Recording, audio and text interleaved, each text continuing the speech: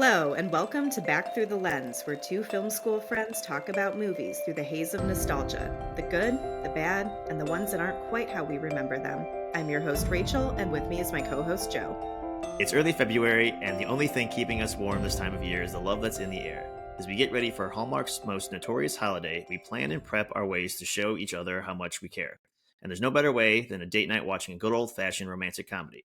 It doesn't matter if we're sharing a tub of popcorn on a date, watching this year's release, or cuddling on the couch watching an old favorite. While we are hoping for an early spring to warm up the ground, Valentine's Day is here to warm up our hearts. This is our Rom Com episode. Well, I guess since this is our Valentine's Day rom com episode, what do you usually do for Valentine's Day? Well, I've worked either restaurants or retail, so work. uh, but we sometimes do like a date night out, depending on the day of the week. It's usually not on Valentine's Day. We will do Mhm. dinner at the house, could cook for each other or with each other, and we make a nice meal on the day of. And if we're Mhm. feeling feisty, we'll go out to eat before or after of the holiday, the weekend before or after. Yeah. Yeah. We usually make a bigger meal at home, like something fancier than we'd usually do. One year we did a paella. Mm, Lately, we've been letting our son pick what we make because he's into it. nice. I can't think of anything else now besides the paella. But yeah, we usually do like a more involved, like fancier meal, something we wouldn't normally spend so much time making. Or Um, money. or money, yes. I should clarify, we're both married, so we know who our Valentines are. Yeah, that's true. Although every year my husband will say that his Valentine is actually the dog, so Mm. she also gets some of the fancy meal for Valentine's Day. Oh yeah, if we make salmon, the dogs get the skin. They love it. Mhm. So yeah, the rom com fittingly for and or around Valentine's Day. My pick was Groundhog Day, directed by Harold Ramis. Release date February 12th, 1993, rated PG. At first, kind of got some flack picking this episode from both you and my wife.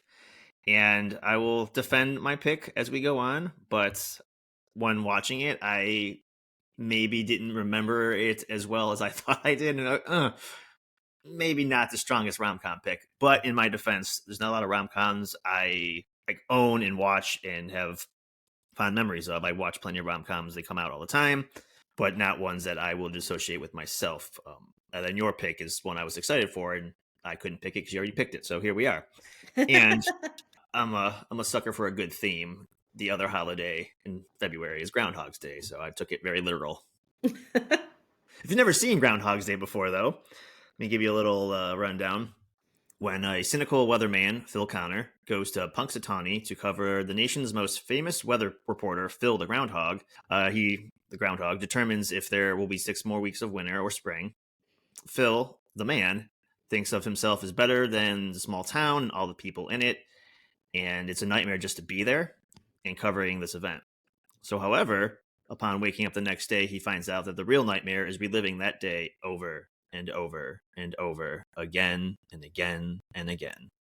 So, I think my first watch of Groundhog Day was probably high school, and I do believe Comedy Central. Sorry, TBS and TNT, you've had your shout outs already. But Comedy Central was another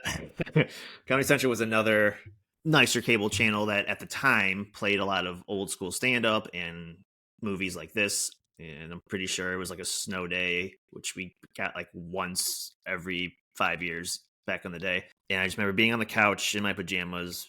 Maybe it was the weekend. I don't know.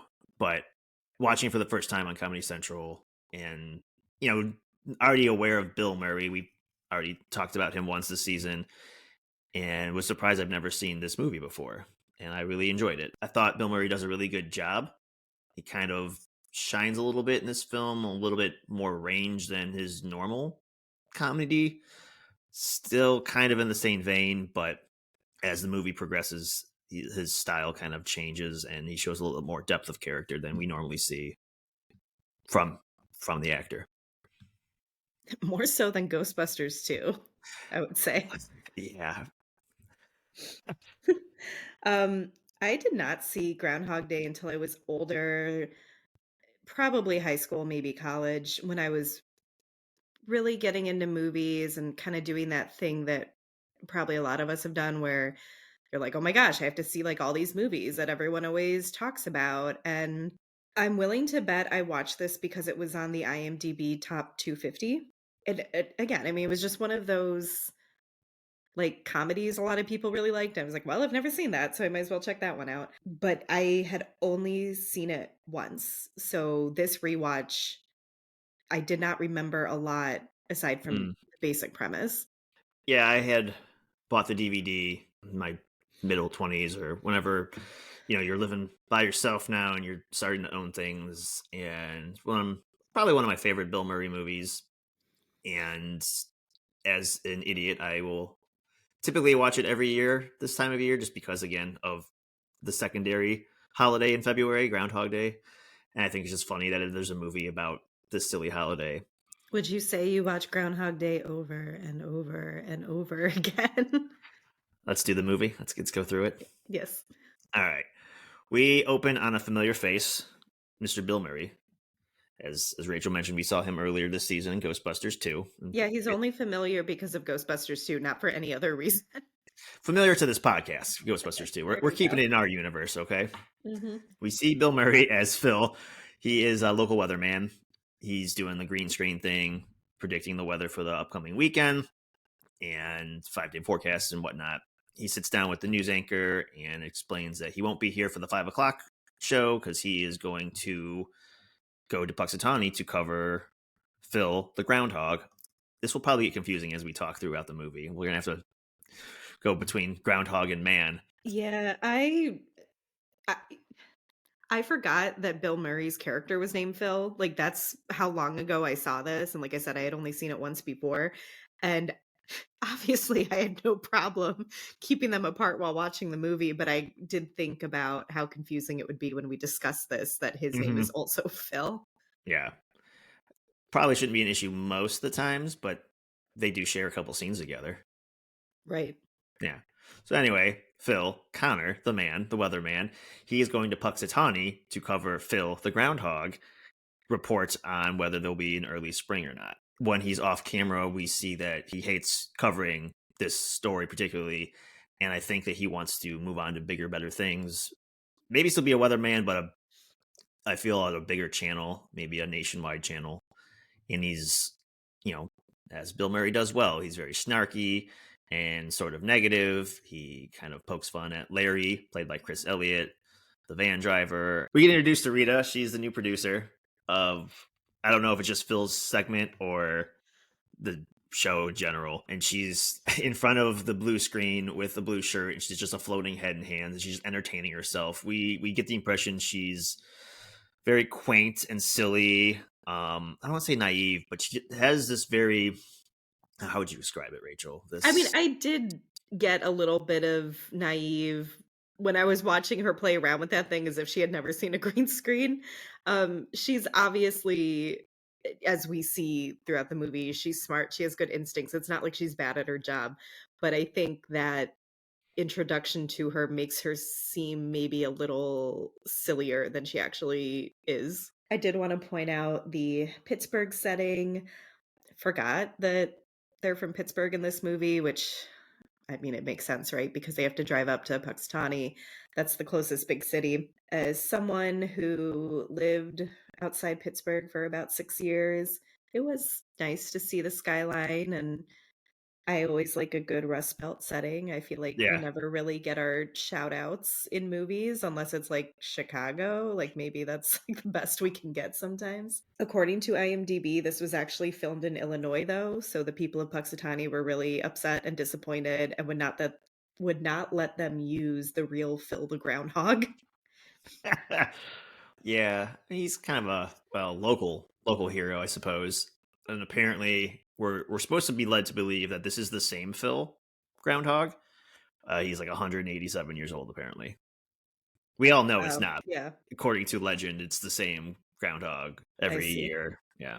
I don't think I realize that part. Okay. I will say, for this not actually being filmed in Pennsylvania, when they pulled into fake Puxatawny, it looked like the main street of the next biggest town from where I lived. We did not have a huge main street like this, but maybe this is just what every small town main street looks like, because you could have fooled me. It looked like Western PA to me. It gives small town vibes for sure. I don't know. I guess the only thing I can relate it to, it kind of looked like Chardon Square.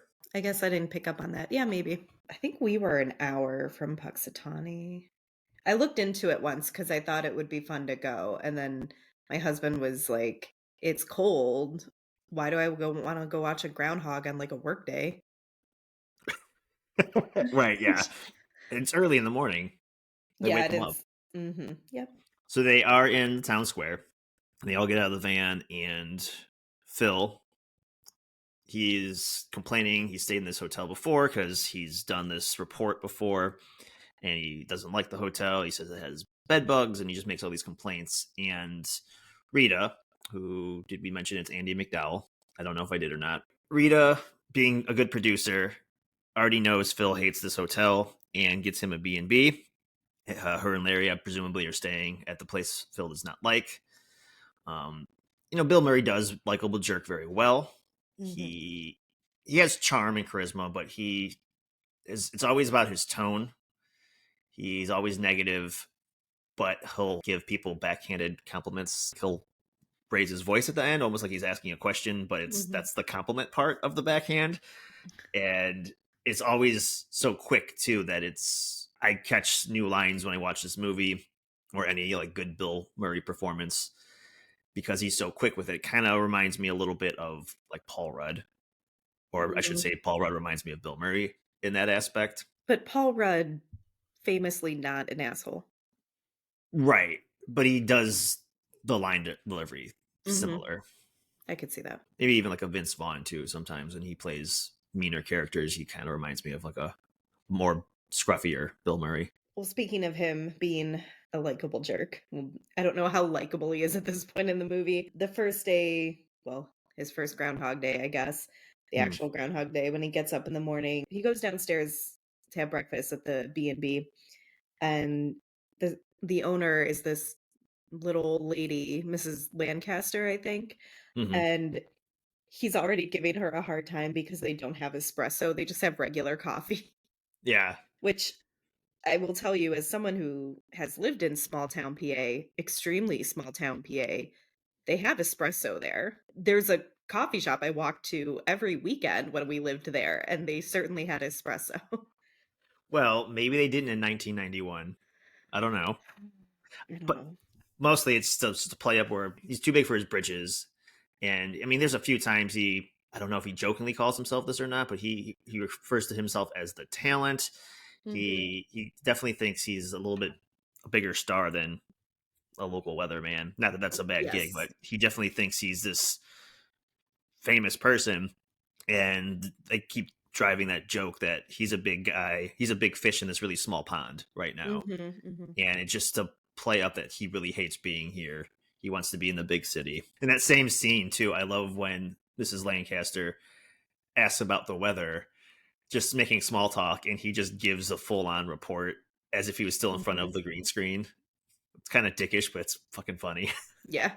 Before he sees Mrs. Lancaster, when he wakes up, there's a guy that greets him in the hallway. I don't Mhm. know. He's probably a worker at the B&B. Oh, I thought he was another guest. Could be. He's in a suit. I don't no idea. He just creepily just stands like right outside his door. It's weird. It is weird, yes. And he asks if, do you think we're gonna have an early spring? Phil Connor says, I think March 21st, and walks away. It's literal when spring starts, and he's just being a dick again. It works because a lot of us, I feel, will think some of the things Phil says. I don't know if anyone else has worked with customers, but sometimes you have to grit your teeth and bear it. Sometimes they say and do silly things, but they're just people being themselves and quaint. And it's like, okay, it's not that big deal. Mhm. Sometimes it gets annoying. Phil is annoyed by everything so quickly and easily, and he just blurts these mean things out. And sometimes Mhm. it's funny because like, well, I totally see his point of view, but he doesn't have to be an asshole about it. Right. But to your point, we do see that he thinks he's kinda too big for the Pittsburgh market because he does say something in the very beginning about being looked at by bigger markets. Oh yeah, yeah. as if he's moving on to like bigger and better things. After breakfast, I think he just takes a coffee to go. He's walking down the street towards the town center where they're having the event, and this guy just recognizes him as he's walking down the street, and this guy's walking the opposite way, and just the shot's really weird and creepy. Kind of looks like something Hitchcock would do. We see this guy just stop and turn, and Phil Connors, and we get introduced to Ned. Hmm. And I thought it was always weird that he sees this guy he hasn't seen since high school, according to Ned. Sees Hmm. him randomly on the street in a crowd, picks him out, and he comes up to him, and it's like he's touching all over him and poking him and punching him. And this is essentially a stranger to Phil. And it's just so weird, which again makes this scene uncomfortable for Phil. So when he does snap back, yeah, he's just touching him, punching him. Bing, bing. So he's so annoying, right? He's so annoying, and anything Phil says to him that's mean, it kind of feels justified a little bit because this guy is just kind of harassing him at the same time. Yeah, he's really annoying. I also realize that this is why my husband, when he says right, he will go right, right, right, right, right, right. And I realize this is why it's from Groundhog Day. When it gets really annoying, and he kind of makes like a gopher face. He's like right, right, Yeah. and I kind of want Phil to punch him. Ned might be there for other reasons, according to fan theories. Some people think he's the devil, and that's why Phil is trapped there for whatever reason. There's so Oh, there's so many fan theories. I just watch the movie and enjoy that he's trapped there, but there's got to be a reason, right? No one explains why Phil is trapped there, no. which is fine by me. It just happens, and then it doesn't happen. Spoiler. Spoiler for Yeah, anyone who hasn't seen this movie from 1991. I do like some of the lines he gives to Ned. He's trying to walk away from him, and Ned's being all annoying, and he's trying to help Phil remember who he is. And he's like, I used to do this belly button trick and made my belly button whistle. And later in the conversation, he's like, Ned, how's that belly button going? Did you go pro with that? And he's like, no. And then as they're walking away, because he's got his job to do, Phil, that is, and also doesn't want to be around Ned, who sells insurance, is trying to sell stuff to Phil as Phil's just walking on the sidewalk. It's like, say, what are you doing for dinner? And Phil just goes, something else, and walks away. It's so good. Yeah. That's actually one of the nicer things he says. He brushes him off without being too dickish. He's just like, I've got something else planned. But obviously, he doesn't, and it's vague, but it works. This is one of the little lines that makes me feel like Bill Murray is just kind of playing himself, and I could just see him being like this in real life. Probably because we see him play this role so often, it's hard not to think that he's somewhat like that. Yeah. One thing I noticed with this movie is maybe we're supposed to think these townspeople are naive or simple-minded. I don't know, but it's almost like they never seem to think they're being insulted. Yeah, Like he's obviously an ass, and they never seem to take it that way. I wouldn't say they're naive Hmm. personally. I think maybe Phil thinks that. I think Yes. I think what we're supposed to feel, or how at least I feel personally, is that they're also being compared to Phil the asshole. So Phil thinks they're naive. Me, the viewer, I think they're just being nice. And it's that typical small town charm. And they're nice people despite Bill Murray being a dick to them. Yeah, he definitely thinks they're very simple-minded. He escapes the clutches of Ned. He gets to the town center where the events are happening, and Rita is all into this event. She's excited for it. She clearly hasn't done this before like Phil and Larry has. And, she's being nice and trying to see the good and everything, and Phil's just being a jerk. Yeah, Rita is obviously trying to make the best of the situation and just, joining in on the fun, whatever. And uh, Phil is calling them hicks. He calls Phil the groundhog a rat, a large squirrel. He's just dumbfounded that she's enjoying herself at all. I mean, yeah, there's something to be said. It is kind of a silly tradition, but while you're there, enjoy it. It's small town America. It's fun. It's cute. Have a good time. So they're going to do a job, and they do the job. And Phil gives a negative, cynical like report of the day's events, and they go to leave because he doesn't want to spend any more time there than he has to. And they get stuck in traffic because the roads are closed due to a blizzard that Phil, the weatherman, predicted would pass over them. And there's a great, so he gets out of the van, he's like not wearing a coat, and he's Bill the actor, not Phil the character. Bill the actor, for some reason, I feel like this performance is so weird. He's clearly pretending to be cool, and it just sounds really weird. It sounds weird to me, but he's talking to the cop, trying to tell him that he's important. He's got to get to Pittsburgh. He's like, the roads are closed. Tell that to the weather. And he's like, I make the weather. It's Mhm. just a stupid line that I love so much because he clearly made a mistake Mhm. at his job, and he won't say that he did. Yes, exactly. But again, like already getting a bit over the top in the whole I'm from the city, so I know more than these little townsfolk. Like, Yeah. so they turn around, they go back to Puxatawny. There's a scene where he finds Rita and Larry, I guess, in a hotel bar. I'm not really sure, but he's so mean to them. Hmm. And it's not even, again, like I said, it's getting a little over the top now, but I couldn't help thinking of him in the movie Scrooged because he's getting so over the top mean and insulting them and the people around them. And that's something that I didn't remember. Like I knew he was, I don't know, like a grumpy man or Hmm. whatever, and he didn't want to be stuck in this town every day, but I think I was just surprised at how mean he was. It's funny you say that because I thought that a lot of different points in this movie, like, this is a lot like Scrooged. Yeah, I kept thinking of some parallels between the two. First off, when he's looking out the window every day to see if it's still Groundhog Day, I think of pretty much the end of every version of A Christmas Carol where like Scrooge throws open the window to see if it's Christmas Day. Yeah. But more so with the characterization of how just Phil is so mean, and obviously he is mean in the movie Scrooge because he's playing the Scrooge character, but also kind of, there's magic that goes on to make him a better person. Hmm. I'm glad you also saw these parallels because Yeah. I was like, I just can't stop thinking about Scrooged and A Christmas Carol. That's hard not to. I was confused about the hot water scene too. When he takes a shower and it's all cold, and he asks Mrs. Lancaster, "What's with the hot water?" She's like, "There wouldn't be any today." But why? Like, what? What does that mean? Well, yeah, this is what bugged me a little bit, and I know we're not going for accuracy in this movie, but again, I lived in a very small town. It was smaller than Puxatawny, I guarantee you.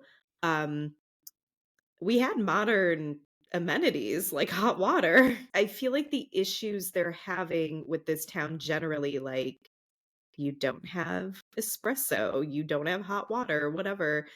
This is more something I would expect if you were, I don't know, out in the wilderness. This is still like a populated area with, Right. like I said, modern amenities. I guess maybe the point being is they're a small town. They're really trying to drive that home. It's a B&B. It's a shared Mhm. bathroom, a shared hot water tank. I'm just assuming, he's just having bad luck. He gets stuck there. He doesn't want Right. to be there. The phone lines are down because of the storm. And then there's no hot water. But then when Mrs. Lancaster goes, "Oh, there wouldn't be any today," it threw me off. It's like, well, why? It doesn't make sense. No, because my thought was, why would this woman be running a B&B if they can't even guarantee people hot water? Right. That's what really threw me off. It's not, I would have thought something broke. As just another wrench in Phil's day to make him Yes. hate that town more.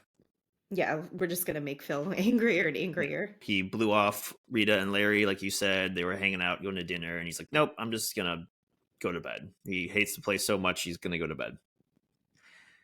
And 6 o'clock alarm rolls around, and they're playing the same song from the day before on Groundhog Day. And Phil gets up and he's talking to himself slash the radio.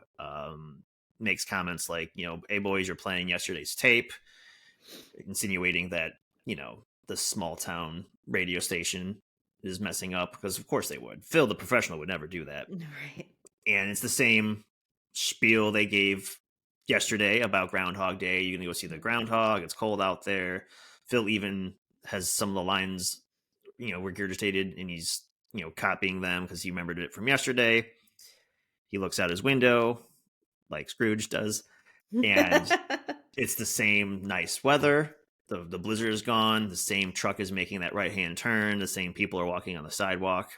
and he's obviously perplexed. Um, knows something is off, or he is off, or something is not right. Leaves his room, and the same gentleman asks him the same question about, do you think there'll be an early spring?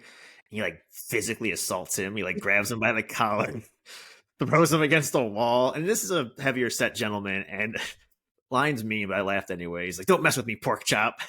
It's like, who calls somebody a pork chop? Yeah. I have a note that says this poor man is so shocked he's just making small talk and then he gets assaulted in the hallway. Right. And doesn't do anything about it. I guess he's just probably shocked, Yeah. flabbergasted. I think he at this point he would just like Phil to like leave his personal space. Hmm. Yeah. So we're repeating yesterday's routine. Obviously, he goes downstairs to get breakfast. It's the same spread. Obviously, there's no espresso, and he knows that. Mhm. And I laughed so hard at this scene. This time, I had to pause it because a line I've probably heard 100 times. But I don't know if it just caught me differently when I watched it this time, or didn't notice it before. There's a lot of quick things, but Phil asked Mrs. Lancaster, because he's having these moments of recognition of yesterday's events. Like, Mhm. why are we having the same conversations, the same radio show? Mhm. And he asks her, "Have you ever had deja vu?" And her response is, "I don't think so, but I can check with the kitchen." Yeah, I And liked that. I feel like she stole that scene from Bill Murray got died. Like, I had to pause the movie because I was typing my notes at the same time. And I was like, wait, how I never noticed that before? Because Mhm. she does it so quickly and so under the table because Mhm. Phil's just stomping around and bitching. Yeah. And I, oh man, I have to give her some credit there. It was so good. Mhm. Mhm. I have a note that she's so cute and I love her, and at least he's too confused to be mean to her after she says this. Yeah. I do like, we didn't point this out the first time he left her. She asked if he's staying another night, and he said, chance of departure is 100%. Mhm. This time, his response to her same question is about 80%, maybe 75. So Mhm. Phil already notices something weird is happening. Yes. But I like these little things that are in the movie, these little lines, or how he recognizes things differently every time. Mhm. So, of course, we're going to be playing the same day. So, we're going to be talking about the same things. Here comes Ned, and he, bull rushes him again, and he asks him, do you remember me? And he goes, Ned? And bing, first shot right out of the box. Like, and he's so excited. He's so excited that Phil remembers him because, of course, Phil remembers him. If you can't tell by now, Phil's the only one that realizes he's living the same day. Mhm. So he remembers Ned from yesterday, but to Ned, this has been however long since high school. Mhm. And obviously, this will continue to go on. We'll see Ned more and more, unfortunately, for Phil. And Ned is trying to convince Phil that he should buy life insurance from him, and then even if he has life insurance, he should buy more from Ned specifically. And I wrote, he's going to need more life insurance if you keep punching him in the kidney because he punches Phil really hard when Phil gets his name right. It's so weird. This guy, like, I mean, we just said Phil assaulted the gentleman at the B&B, but Ned, he's like, He's also physically assaulting him, yeah, it's weird. It's like trying to be friendly and poking and prodding and touching but he uh, punches him. and Like, punching. Yeah, it's like a friendly punch, but still, he I gets don't him pretty good. Phil like doubles over. Yeah, I don't know if that I think Ned thinks it's friendly. right. Yeah. Yeah, Speaking of that, though, my next note is that he gets to the Groundhog Day celebration and he asks Rita to slap him because he doesn't understand what's going on. And she and the cameraman are very happy to do this. yeah. I like Larry's lines. Like, "Do you need one for the other side?" I'm good, Yeah. Larry. Hmm. Yeah. So yeah, I'm thinking of this scene. Maybe he thinks he's dreaming. It's like one of those like, "Oh, pinch me and wake me up" situations, possibly. Yes. Didn't work though. He's still at the festivities. Still got to do his job. We cut to day 3, I think. Now this is his third day in Punxsutawney. He like shoots out of bed. My notes say like, he wakes up like in a horror film, Hmm. and he, the same songs on the radio, the same. Everything's the same. I'm gonna just not repeat it because we're gonna repeat it 100 times. Everything's the same except for Phil. Yep. So the rest of the movie. But he rushes through his routine because he wants to get to Rita. He needs to talk to someone and explain the situation because he's obviously with this third day of doing this, he's going crazy. Yeah. He does try to explain to Rita what's going on, and obviously she doesn't believe him. Yeah, he doesn't even do the news report. He shows up Mhm, to see Larry and Rita and is like, "I'm not doing this today. I did it yesterday and I did it the day mhm, before. When you're done, come talk to me at the restaurant." mhm. And so Rita's mad because technically she's one of his bosses. She's the producer. It says, Yeah. "What are you doing? I don't, are you sick? I don't believe you, blah, blah, blah." Yeah, and they're in the restaurant, and Rita thinks, okay, maybe he's sick or something's wrong with him. Mhm. She's at least convinced that he's not well. So he takes him to doctor, head doctor, literal head doctor, and we see Harold Ramis. He makes a little cameo, and if you're sticking with us in podcast world, this is Egon. We see our buddy Egon from Ghostbusters 2. Not 1, but 2. We don't watch 1. There's only Ghostbusters too. He says he's all clear. He's looking at all these X-rays, and he's like, "Well, you can get an MRI in Pittsburgh." And he's like, I can't go to Pittsburgh because of the storm." We also see him go to a psychologist too, and he's not very nice to this seemingly younger doctor. Mhm. Might be one of his first patients. And again, it's a small town. At one point, he boasts, "I have an alcoholic now." So this guy's not used to bigger problems, I guess. Yeah, I guess I was impressed that considering he's living the same 24 hours every time, he managed to get into a doctor the same day and a therapist the same day. Also, I am sure there is a hospital between Puxatawney and Pittsburgh where he could get a CAT scan or an MRI. I did think it was funny when the therapist asked, "How's tomorrow for you? Is that not good?" Yeah, after seeing a couple doctors, he does the only other logical thing: goes to a bowling alley and drinks with the locals. And these two guys he's hanging out with, they must have been there for a while. Phil ends up offering to drive them home, Mhm. and they keep having these conversations about living a day over and over again, living a day with no consequences. Mhm. And so he starts driving on the railroad tracks and doing dangerous things, hitting mailboxes. When he runs over a mailbox, one of the two drunks, he's like, "If we wanted to hit mailboxes, I would have let Gus drive." I missed that. And so Phil comes to the conclusion that he, quote, "I'm not going to play by their rules anymore." Mhm. And he just goes crazy in the car. They get chased by cops and he gets arrested. Yeah, so they end up driving on the railroad tracks and just miss being hit by a train. One time, my husband and I accidentally turned onto some railroad tracks while we were ironically driving around Pittsburgh. Oh, no. It was only for a few seconds. We realized, obviously, we were not on a road, but it was very dark in our defense. And if you've ever tried to drive around Pittsburgh without being familiar with Pittsburgh, it's really hard to find your way around. We were not drunk, we were just lost. I did have a note that maybe don't involve these other poor people in your rule breaking. These people are terrified. Yeah, I was thinking that when he was driving around being reckless, those poor guys are just here for the ride. And Yeah. Well, Phil's and having this moment. they were doing, like, arguably the safe thing by being like, "We're too drunk to drive. Here, Phil, you drive," and then he's just trying to kill them all. Goes to jail because he's arrested. Wakes up back in bed in the B&B. Day 4. We're assuming he skipped the report again because he's back in the restaurant with Rita, and he's Mhm. just being a glutton, shoving donuts and pastries and Yeah, and he's, drinking coffee right out of the carafe when they bring it by to refill his cup. He's almost maybe not having a good time, but he's at least found something to enjoy about it, I guess, because he realizes he can do whatever he wants without consequences. Rita is obviously disgusted. yeah, he he's definitely picking out. Yeah. Oh, and he smokes inside the restaurant, and I was like, "Why is no one saying anything about this?" And it's because it was the early 90s. Yep, that was the thing. I always get very confused when I see people smoking inside in movies, and I'm like, "Oh, wait, they were allowed to." As he's leaving the restaurant, he sees this attractive female and he sits by her and starts probing her for Mhm. some questions.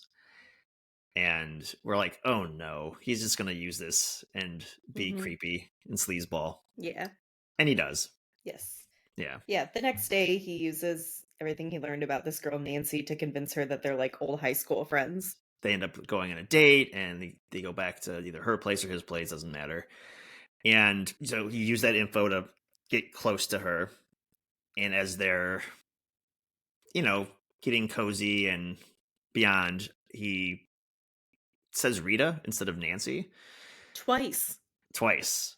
Mhm. And you're like, "Uh-oh, what's going on here?" Because in the previous days, it doesn't seem like he had anything to do with Rita besides they were coworkers at best. Yeah, that did kinda come out of nowhere to me as well because it didn't really seem like he liked her much as a person at Mhm. all or was, you know, interested in her in the slightest, and then suddenly he's calling this girl Rita Yeah, multiple times. multiple times. She gets mad the first time, and he's like, "Oh no, I said Nancy." And then he says Rita again. She gets mad. He's like, "Whatever." Yeah, Like, but then Jesus.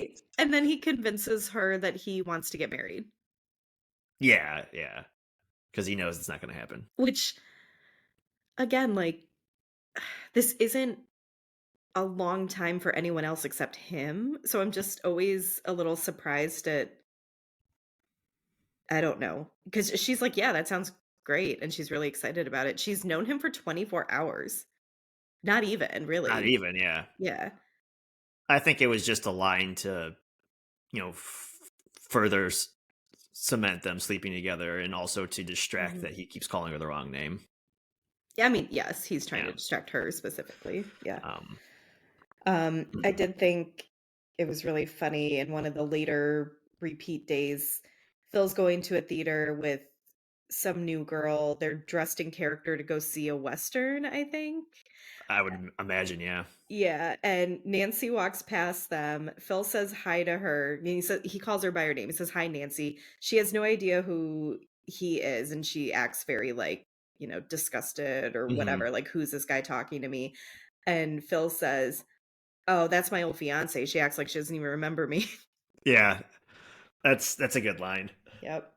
Um, so now we're starting to see multiple days happen without even the sequence of him waking up Hmm. anymore. He robs a bank truck, Hmm. and he does it in a way where he's sitting on a curb and he counts down to 10 as he's crossing the street and doesn't get hit by the car that he knows is going to pass by. He knows when they drop something. Hmm. This is clearly day question mark. He has scoped this out for who knows Hmm. how long to get this small little window of opportunity to steal a bag of money. And obviously he knows he can't get away from the town. He's just going to wake up and do it tomorrow. But I think it's just something he's doing to pass the time because he can. Yeah, like obviously he knows everything that's going to happen down to all these little details because he's been there so long. We also see him one of the days, I guess, get lunch with Rita or meet her at a bar after the Groundhog Report. And he starts asking her, very personal questions, trying to get to know her. And you're like, okay, he's going to do the same thing. He's going to use this to get close to her. Still not sure at this point if he's actually like into Rita as a person. Because, like, he's obviously it's hard not to feel like he's just toying with all these women, including Hmm. her, but I also have a note that Rita has a really long list of what she looks for in a potential partner. Yeah, so they're back at the restaurant, the diner. When she is listing these off, Phil is being very Phil, and Mm, he's like saying he's all of these things. And I think it's a back and forth. I think Rita's adding it on to just really pile it against Phil because Phil is none of these things. I see. That's how I felt, at least this watch of it. And there's a few at the end that's kind of funny. It's like changing poopy diapers, and he's like, "Do I have to say poopy?" And then there's like a few things at the end, including like loves his mother, and he goes, "Oh, so close." And I couldn't tell if he was talking about how he doesn't love his mom or not, or there's a That's few what things. I Yeah, figured, yeah. but yeah, I don't think she actually needs all these in a guy. I think she's just describing all Just these. showing Phil all these things he is not, yeah, I Yeah. gotcha. So Phil, I don't know, later that day, later the next day, it's all the same day. He sabotages the cable van and makes Larry go fix it, or Larry's fixing it because that's what Larry does. And that makes Rita stuck with him at a bar. Mhm, And is he trying to just seduce her or sleep with her? Is he trying to get to know her because he's starting to like her? mhm. Yeah, that's I guess I was having trouble because, like, I mean, knew from seeing this before, he does end up genuinely liking her, as in, like, wants a relationship with her, doesn't just wanna sleep with her, but I have trouble figuring out where that turning point is for him. It's not yet. It's not yet, but Yeah. yeah, we see a montage of him spending time with her over all these repeating days, and, he starts to be able to impress her because he's learned so much about her. For Hmm. some reason, the only thing I remembered about this movie and about Rita specifically was that her drink is vermouth. I don't know why, but when she orders it at the bar, he's then able to, remember that little detail about her, and he orders the same drink the next repeating day in order to impress her. He ends up seeming to know a lot about Puxatawny, which also impresses her, and he says, "Oh, I spent a lot of time here." Which, Yeah. haha. She makes a comment at one point that she majored in French poetry, and I think it's so funny when he goes, "Oh, what a waste." Yeah, that's a shot. Yeah, like, totally messed it up that time. But then he starts learning French, and now he can recite French poetry. It makes me uncomfortable because he is obviously pretending to be something he's not, so she likes him. And by the end of this, it's like, wow, he's such a Renaissance man. And it's like, no, Yeah. he's just managed to learn everything about you. Yeah. This is creepy. Fast forward to all that, he spends the whole day with her because he knows a lot about her and this kind of tricks her to hanging out with him. Hmm. But she's curious, obviously. So you never knew any of this about Phil because it didn't exist until he was stuck here in purgatory. As they're walking down the street, Rita says something like, this is like a perfect day. You can't possibly have planned a perfect day." And Phil goes, "Yeah, you can. It just takes a lot of work." I liked that line, So yeah. we're just how long? And we'll talk about it Hmm. later. Like again, fan theories. I didn't want to do the math, so I had to look it up. But he's clearly been here long enough to speak and recite French poetry, which we're assuming he didn't speak French before. On this perfect day, they end up going back to his room in his B&B, and oh man, now he does just want to sleep with her. He's like all over her, all handsy, Hmm. and she's trying to fight him off, and it's Well, very and uncomfortable. yeah, and even if Phil wasn't an asshole, he obviously feels like he knows her because he does know her more than she knows him because, like, it's so obvious he has spent more time with her than she has with him. Do you Yeah, you know what I mean? Like, for her, this has still only been 24 hours, and he's like, again, even if he wasn't an asshole, he's ready to kinda, like, move along in their relationship, and she's like, "I just got to know you." So, I did have this thought here where it's like, well, how could anything ever progress from her point of view? Because yeah, to her, this is always just every day she's repeatedly learning, like, oh, he might actually be nice, but it's still too soon. but Like, it's still too soon. Yeah. yeah, And then from here, we go into a montage of Phil getting slapped by Rita, which I really enjoy. yeah, it's fun, and it shows his relentless pursuit. I don't know if this is the turning point or not for him and how he feels towards her romantically, but I feel like it's maybe the spark because after that Hmm. he leaves her alone for a while. He does other Yes. things, and so here was my argument why this is a rom com. I remember all of this part. There is a lot more. There's a gap here. Where obviously we're going to talk about it, Hmm. where he doesn't even care about Rita for a while. He goes and does other things. I remember it being more about his pursuit with Rita, and the argument would have been like, love conquers all. Once Phil stops being a dick, and Rita can actually have real feelings for him, not these feelings, these fake love feelings that he's kind of planted into her because he's impressing her with all the things that she already likes. It's kind of like any other rom com movie where we have the quote unquote bad boyfriend effect, Hmm. where Phil is both the good boyfriend and the bad boyfriend. Hmm. He has to get rid of himself for his other self to shine through. Yeah, I would say when you first picked this, I felt like it was a bit of a stretch. Oh, it And is. you were doing the guy thing where you're like, "I don't wanna watch a rom-com." But That being said, now that I've rewatched it, I mean, him trying to get Rita to like him is a big part of this movie. Hmm. I am okay calling it a rom-com. It's a stretch. I knew it was more like a time loop comedy movie, but I must not have watched it last February because my memory was a little hazy. I thought there was more, and not if it's a bigger part of the movie, him and Rita. I thought there was just more of it for some reason because there's, as we're going to move forward, he kind of, after the montage of slaps, he's just done, I guess. And Mhm. I don't blame him. He's been rejected, I don't know, 5,000 times every day. And this is where, the spark of good Phil starts to happen because we're almost feeling a little bit sorry for him, Mhm. despite him like trying to have Rita fall in love with him using knowledge he gained. Well, I think this is when he sinks into, like, depressed Phil, Hmm. where he's just really over it. It stopped being fun. Like, there's a clip of him watching Jeopardy, and he knows all the answers, and all the, like, people at the B&B are like, they think it's awesome, and he's just like, "Whatever." And he's Yeah, drinking constantly. they're back at the festival.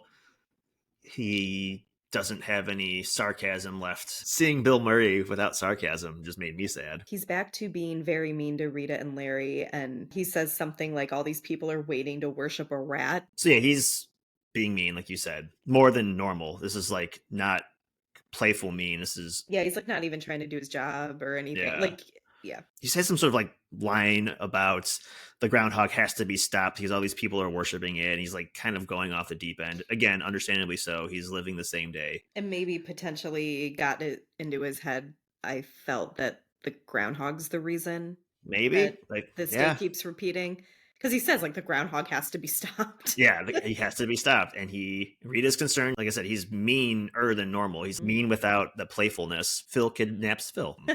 And then we have another cop chase. Where Rita and Larry are also along for the ride Yeah. in their news The van. news van, the town friars or whatever. I don't know. The people dressed in tuxedos that are like the groundhog keepers. I don't know what they are. They in the car, the cops chase Yeah, I them. don't know what to call it. The Groundhog Day officials Yeah. who speak to the groundhog and give us his prediction. And they chase him into like a quarry. He's like, oh, there's no getting out. And he basically just ends up driving off a cliff. Yeah, he drives off a cliff with the groundhog. This whole sequence where he's driving away really fast and he also kind of has the groundhog at the wheel. I feel like this is such a late 80s, early 90s comedy thing with, like, the animal comedy. I don't Yeah. All I could think of was this sequence with the animal was just so of a time. No, I totally get it. I totally get Okay. it. But I did think it was hilarious after he does drive off the cliff. We watch the truck, like, go off the cliff, we see the impact, and Larry says to Rita, "He might be okay," and then the truck bursts into flames, and he says, "Well, okay, probably not now." And you hear the groundhog squeaking, like, in the flames, which uh, I was very uncomfortable with. Poor Phil. Mhm, but which Phil? Yeah, so after this, we get Phil, the person, just committing suicide in various ways. Which I somehow kind of forgot about this part. Again, I was thinking more rom com, him trying to get with Rita. Oh my god, how Mhm. did I forget the manic depressive Phil?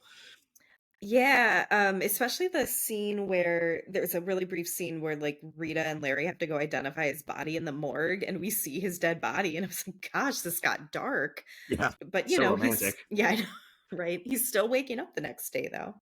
Yeah, he's either. I mean, clearly he's manic depressive at the moment because why not? And I got different impressions every time I watch the movie. He's trying to find a way to get out, obviously, Mhm. or he just is bored and he doesn't know what else to do, or I mean, I think I'd he's be just, going crazy at this yeah. point. Like, I would go from being, honestly, probably extremely homesick and just, like, missing my own bed to Hmm. then just being like, "This can't be the rest of my life." Yeah, It Never but mind where he is specifically, it's just like, for me, this isn't my home. right, So, and you can never get back. yeah. Yeah, and because there's no place like home. Yeah. Hey, um, Okay. I'm on one today. Yeah. Um, So many callbacks today. it's good. I had Hope my you've listened to all the previous episodes. You didn't know that you needed to. uh, so after not dying several times, or I should say, after coming back alive the next day after all the suicide attempts, Phil, rightfully so, is a little crazy now, and he's back in the diner talking to Rita, and he proclaims that he is a god. Yes. Which kind of feeds into Phil's ego that we've seen earlier. But as we're talking about it now, I'm kind of thinking, what else can he be thinking?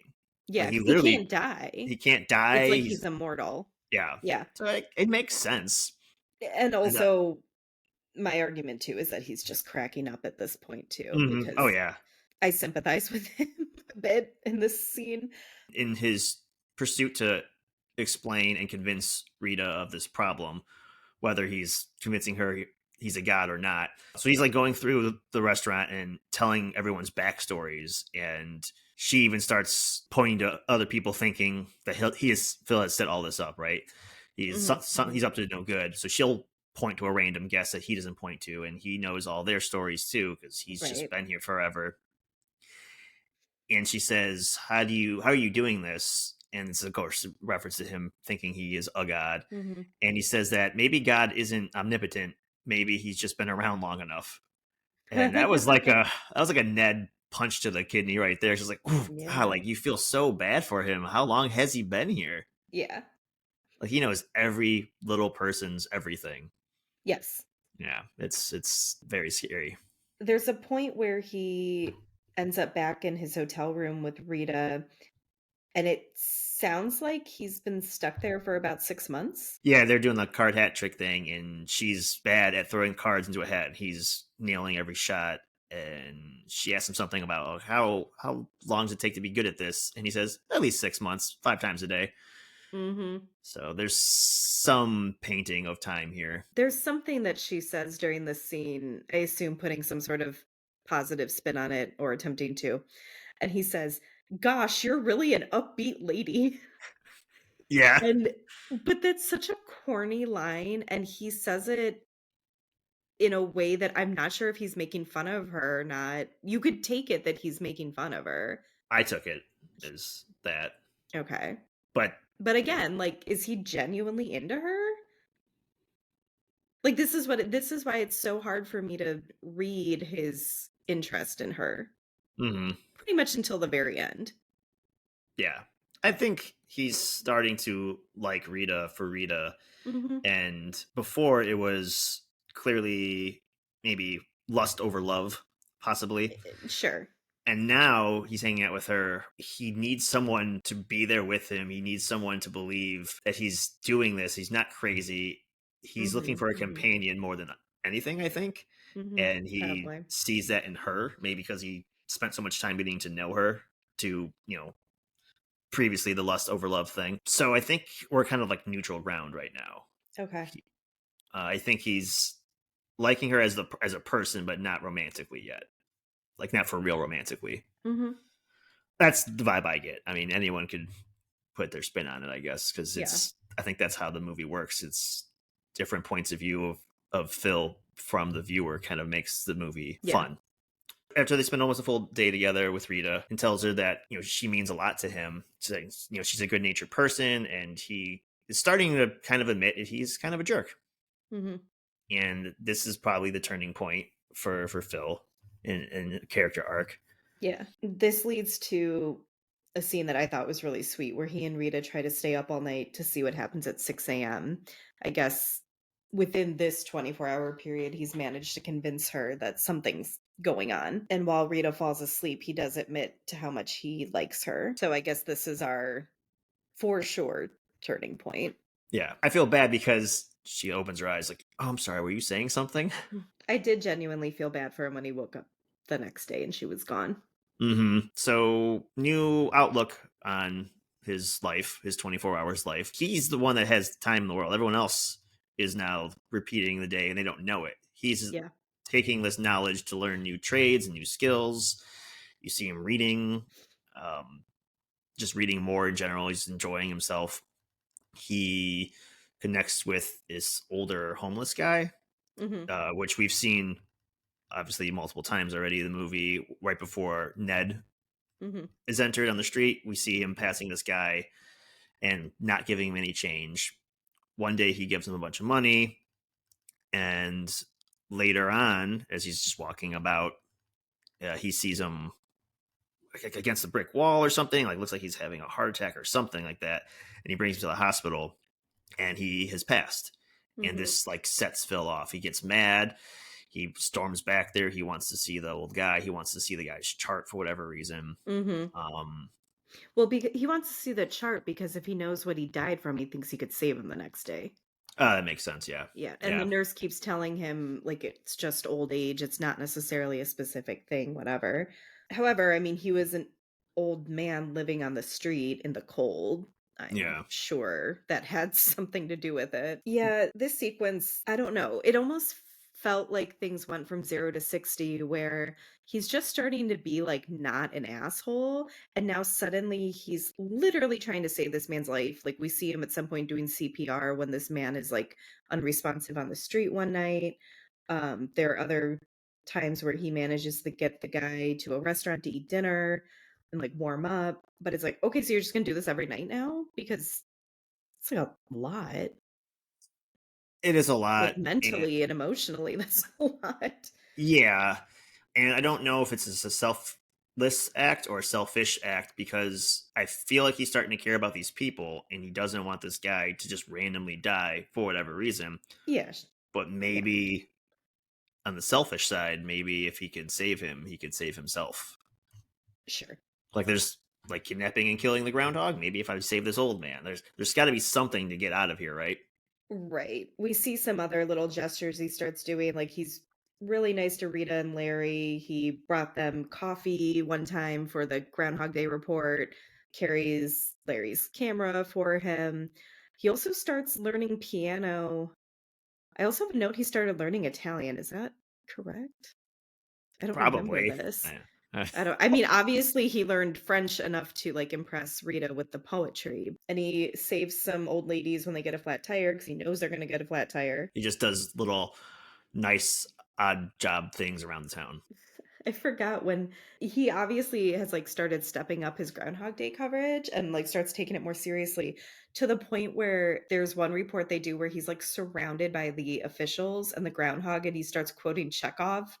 And they all just love him, like, the townspeople act like he's, their favorite son, and they've Mhm. probably, in their minds, like, just met this man that morning, but you see a point where he's going through the day and he's like he does this, like, really good in-depth groundhog coverage, runs to save a kid who falls out of a tree, and he says, "You never thank me." Like, so he's been Yeah, doing that every day, then goes to fix the flat tire for the old women, and then, like, strolls into a restaurant to save a man from choking. So he's just basically spent all day saving everyone, but also if this all happened in, like, an actual day, that means at least 3 people died from horrible accidents in this town in one day.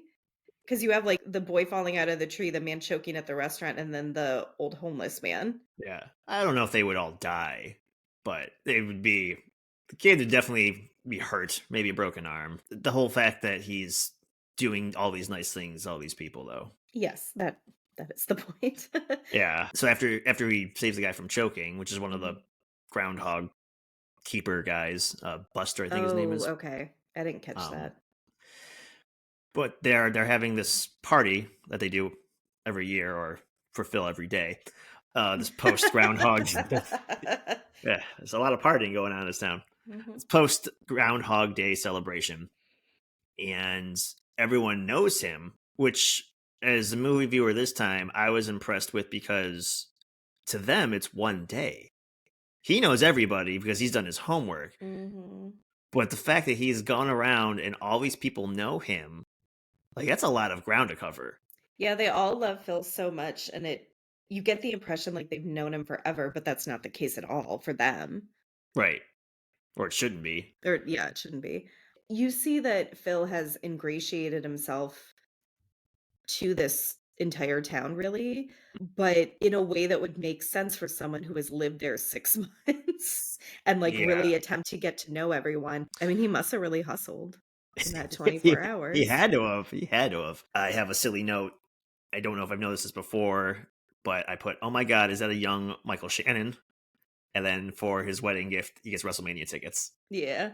And they were both really stoked. Yeah, they were. This is a young couple he sees earlier in the film at the restaurant, and when he's trying to convince Rita he is a god and knows everything, he points out that the female in the relationship is having second thoughts about getting Mhm. married. And Yeah. then in this scene, they thank him for, I don't know, he helped convince her that she wanted to get married, so that she just had cold feet or whatever the situation was. Mhm. And he also gives them WrestleMania tickets as a wedding gift. Yes. So that's kind of fun. They do some sort of, like, bachelor bidding on dates with men from the town. Phil volunteers to be a bachelor, and No, they call him up. oh, Buster they calls call him him. up. Yeah. Oh, okay, that's right. And this is at the end of at the party. So we kind of forgot an important part here. Oh, Rita. yes. We're talking about the townsfolk. We are clearly as impressed with Phil now as Rita is. Mhm. Is Rita goes there looking for Phil, and he's already at the party. That's where you see him playing piano with this band. He's spent, it's got to be longer now than 6 months because he learned how to play piano like that. Yes. And she's impressed with him. And the one woman's like, "That's my student," because he gets lessons from a local lady, obviously, But because he to can't her, go. it's only been one lesson. He's good. He's a savant. He's After his performance, he gets off the stage and he's talking to Rita, and the band's still playing, and they kind of dance a little bit. And that's when everyone comes up to them, including the young couple. Mhm. The wife of the man who was choking thanks him. These old Mhm. women thank him. That's the man from the BMV and all that stuff. Mhm. And she's like, "Oh my god, Rita is also as impressed as we are with how everyone knows him, and Mhm. it's only Mhm. been a day." Yeah. So that being said, when Mr. Popularity gets called up to be auctioned off, all these little ladies are betting their couple bucks here and there, Mhm. and we cut to Rita opening her pocketbook and whatever's in it. She's like 300 and some odd dollars and some odd Mhm. cents. Like, it's very specific because Yeah. she's just 'Cause giving that's all what the she money in her has, yeah. purse, because she is now like surprisingly Mhm. enamored with Phil, and Yeah. she's even kind of surprised herself. And then after that, poor Larry goes up, and even his date, who is Nancy from earlier in the movie, won't bid on him. I don't even know if Nancy is his real date. Or They were sitting at they the go to the party together. Do they? He's sitting there talking to Nancy. This is the same bar where they're at, well, obviously every day before they go to the party. And that's where they're looking for Phil and Nancy. Mhm. Mhm. Now Nancy remembers Phil. Oh, Phil Connors? He's already there. Yeah. I'm going to go to the party. And Larry's like, "Oh, I'll go with you." Oh, I see. And then Okay. when they, they get inside, he like goes to put his arm around her and she like shrugs him off and he like kind of starts doing these weird dance moves. So after That's he true. sees his Yeah. buddy Phil get auctioned off for over $300, he jumps up there. He's just like does this like slow spin, and like Yeah. this lady like gets him for like $1 or something. No, it was like 50 cents, I think. Oh, it's a quarter. Yeah, it was a quarter. And she's really excited. Very And excited. we see Larry on stage kind of shield his eyes to the stage lights, and he sees who it is, and he's like, "Oh shit." And it cuts. Poor Larry. Poor Larry. So now Rita owns Phil. Sort She of. says that a couple times jokingly, and they kind of walk around the town, and he's just being super casual and just chill. And one of the skills we see him learning is ice sculpting because he can. And now they're just sitting out there in the snow, and he kind of builds a snowman head and is Mhm. like carving, so to speak, her face into it. Mhm. And he reveals it to her, and she's like, "Oh wow, that looks just like me. It's great." And he explains how beautiful he thinks she is, that he knows her face so well he could have done this with his eyes closed, which is both sweet, and also we know it's literally he probably sees her every day over and over and over It's again. sweet until you remember that for Rita, she barely knows this guy. Right. This is true. Yeah. And you just see him kind of walking off in a wide shot to the B&B, and it's all sweet, very kind of like Christmassy looking, Mhm. and 6 a.m. rolls around again. I Got You, Babe. Same song is playing, and we see Phil in his pajamas under the covers again. This poor man, and he has a look on his face that suggests he's upset, but also not surprised. Mhm. I think at this point, how could you be, right? Mhm. But but then, as the guys on the radio station have changed their regular banter, the one guy mentions like, "Oh, this is a good song. I don't care what you say." Obviously, he played it again from the previous day, Mhm. Groundhog Day for them. We see an arm reach over to turn off the radio, and we hear a voice that is not Phil's. Say Mhm. it's too early. It is Rita, and she is still there. Mhm. And Phil is obviously shocked and surprised, and I don't know what emotion is he's going through first, that she's still with him or that it's a literal new day for him. Mhm. Unfortunately for Rita, I know I would pick the fact that I'm not stuck in this looping day as Phil, as much as I like Rita. Yeah. He jumps out of bed, does the curtain reveal, the blizzard happened, there's snow everywhere. Yes.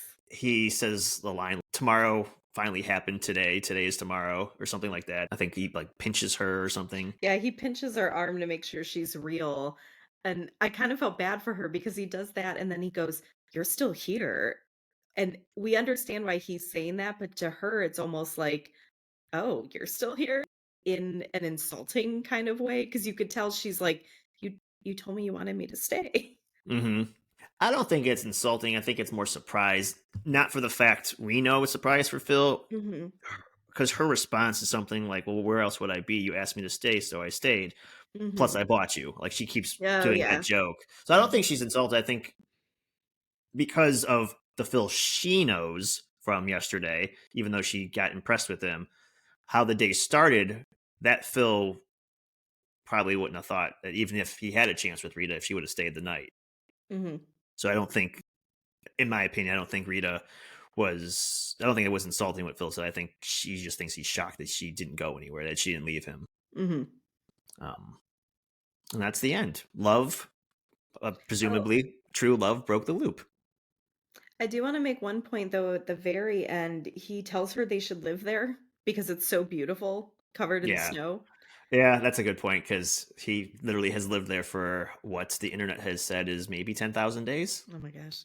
Oh my Uh, gosh. yeah. But also, remember, for Rita, this has just been, like, 1 day, like, slow Right. down, sir. That's all I got. That's the end. Alright. Unless you want to talk about it again. Jeez. I didn't realize this was the last time Harold Ramis and Bill Murray worked together. Apparently, they had a falling out after this movie. They just were arguing a lot on set, Hmm. and they didn't really talk until like right before Harold died. I Yeah, don't know what it's about. I didn't know that. I don't know, I could see Bill Murray being difficult to work with, though. This movie, though, gets a lot of acclaim, especially on Bill Murray's side of it. It leads to bigger roles, and he has a little bit more of a emotional range in this one, I suppose. So And I would yeah, say maybe it leads to more dramatic roles. yeah. So did it hold up for you?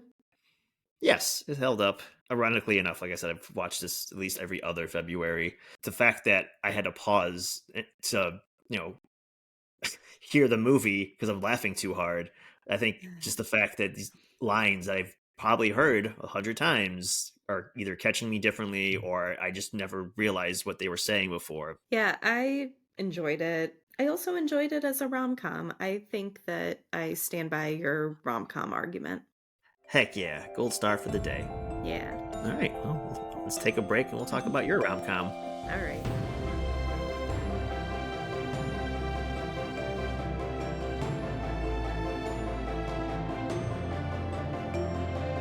So welcome back. We're going to talk about my rom-com pick now. The Wedding Singer, directed by Frank Karachi, released February 13th, 1998, rated PG-13. My very short synopsis, if you haven't seen The Wedding Singer: Robbie is a wedding singer, played by Adam Sandler. Julia is a waitress at the event venue where he often works, played by Drew Barrymore. They're both in really bad relationships, so we're going to watch them fall for each other instead. Rom Com 101. Rom Com 101. Yeah. I like it. Um, my first time seeing this was when it came out in theaters. I remember going to see this with my friends, but like we've talked about in other episodes, this was a period where I think going to the movies was more of an everyday, like every weekend kind of thing. Um, especially for me and my girlfriends, like any rom-com, any teen movie that was coming out, we'd go see it.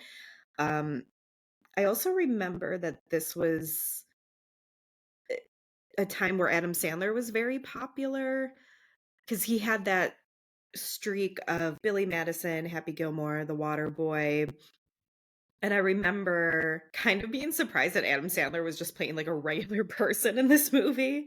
But this was definitely something my friends and I would go see, like I said, every weekend. Whatever was out that would be even a little bit of interest to like a teenage girl. Yeah. We were at the movies. Yeah, Adam Sandler had a good succession of movies. I think there's a little bit of a gap between Happy Gilmore, Billy Madison, and then this and Waterboy. But Yeah, I agree.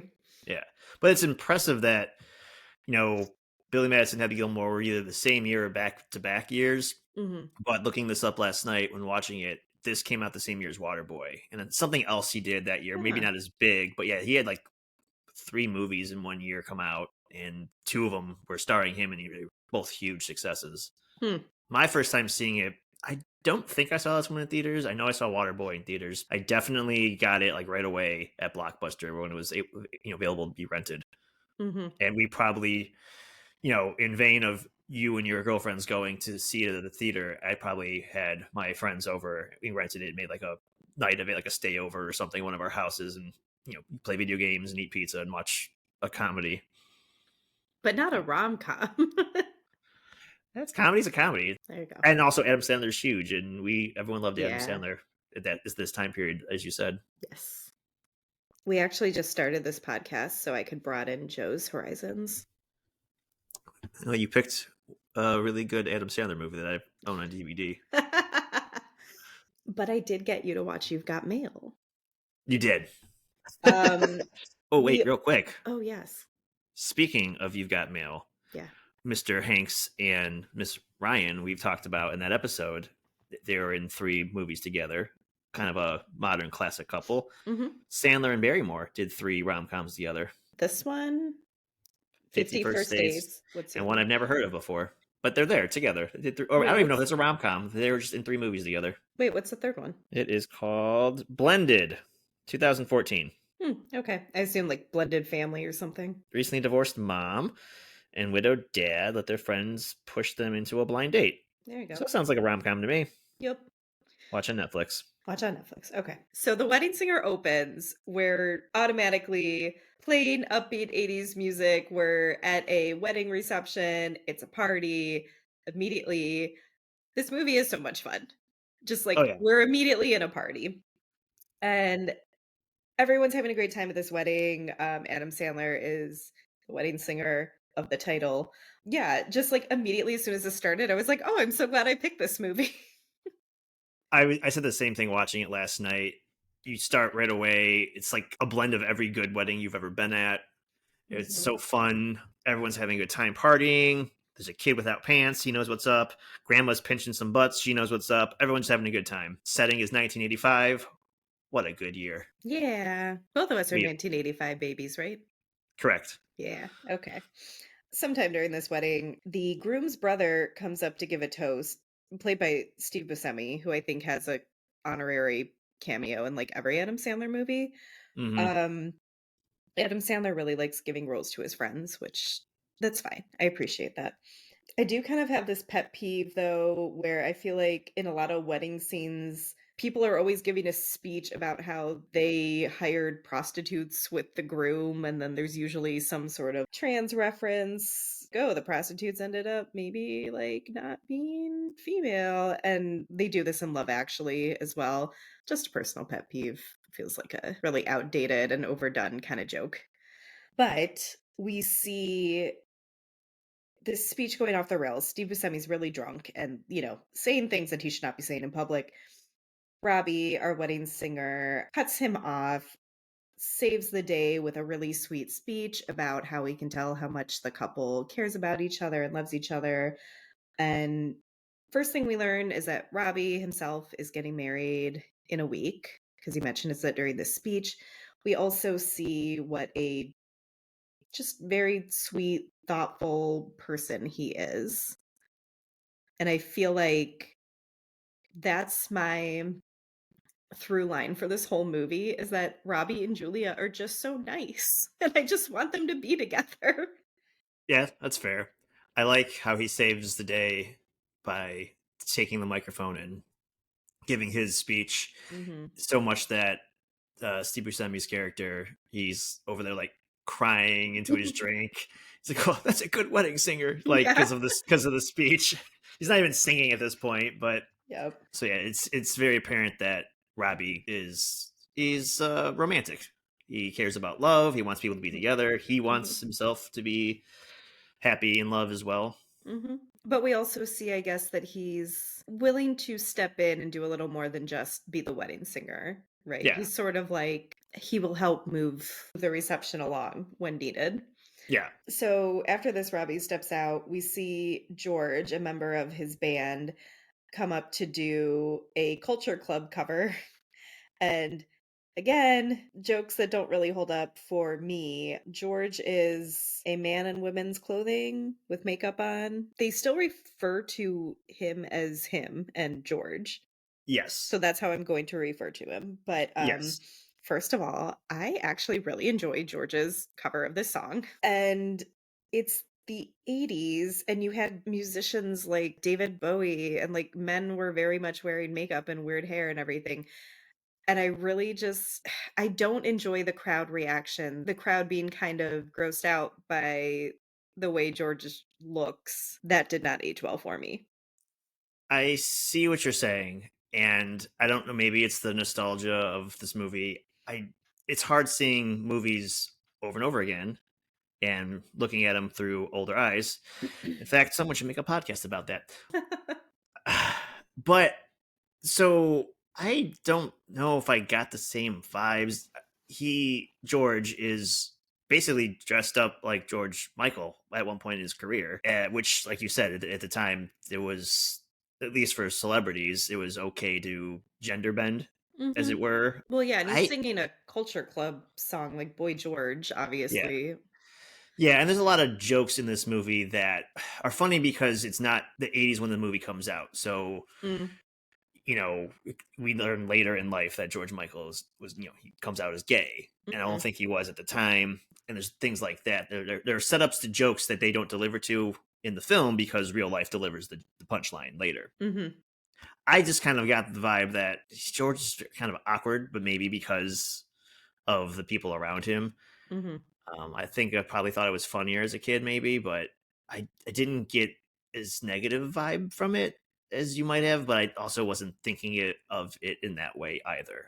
So maybe I just wasn't paying attention. Yeah, and the negative vibe specifically for me comes from when I think one of the groomsmen specifically says George is scary. But again, regardless of how we're looking at this now, in the 80s, I also just don't think it would be that weird for a guy to have a more flamboyant look.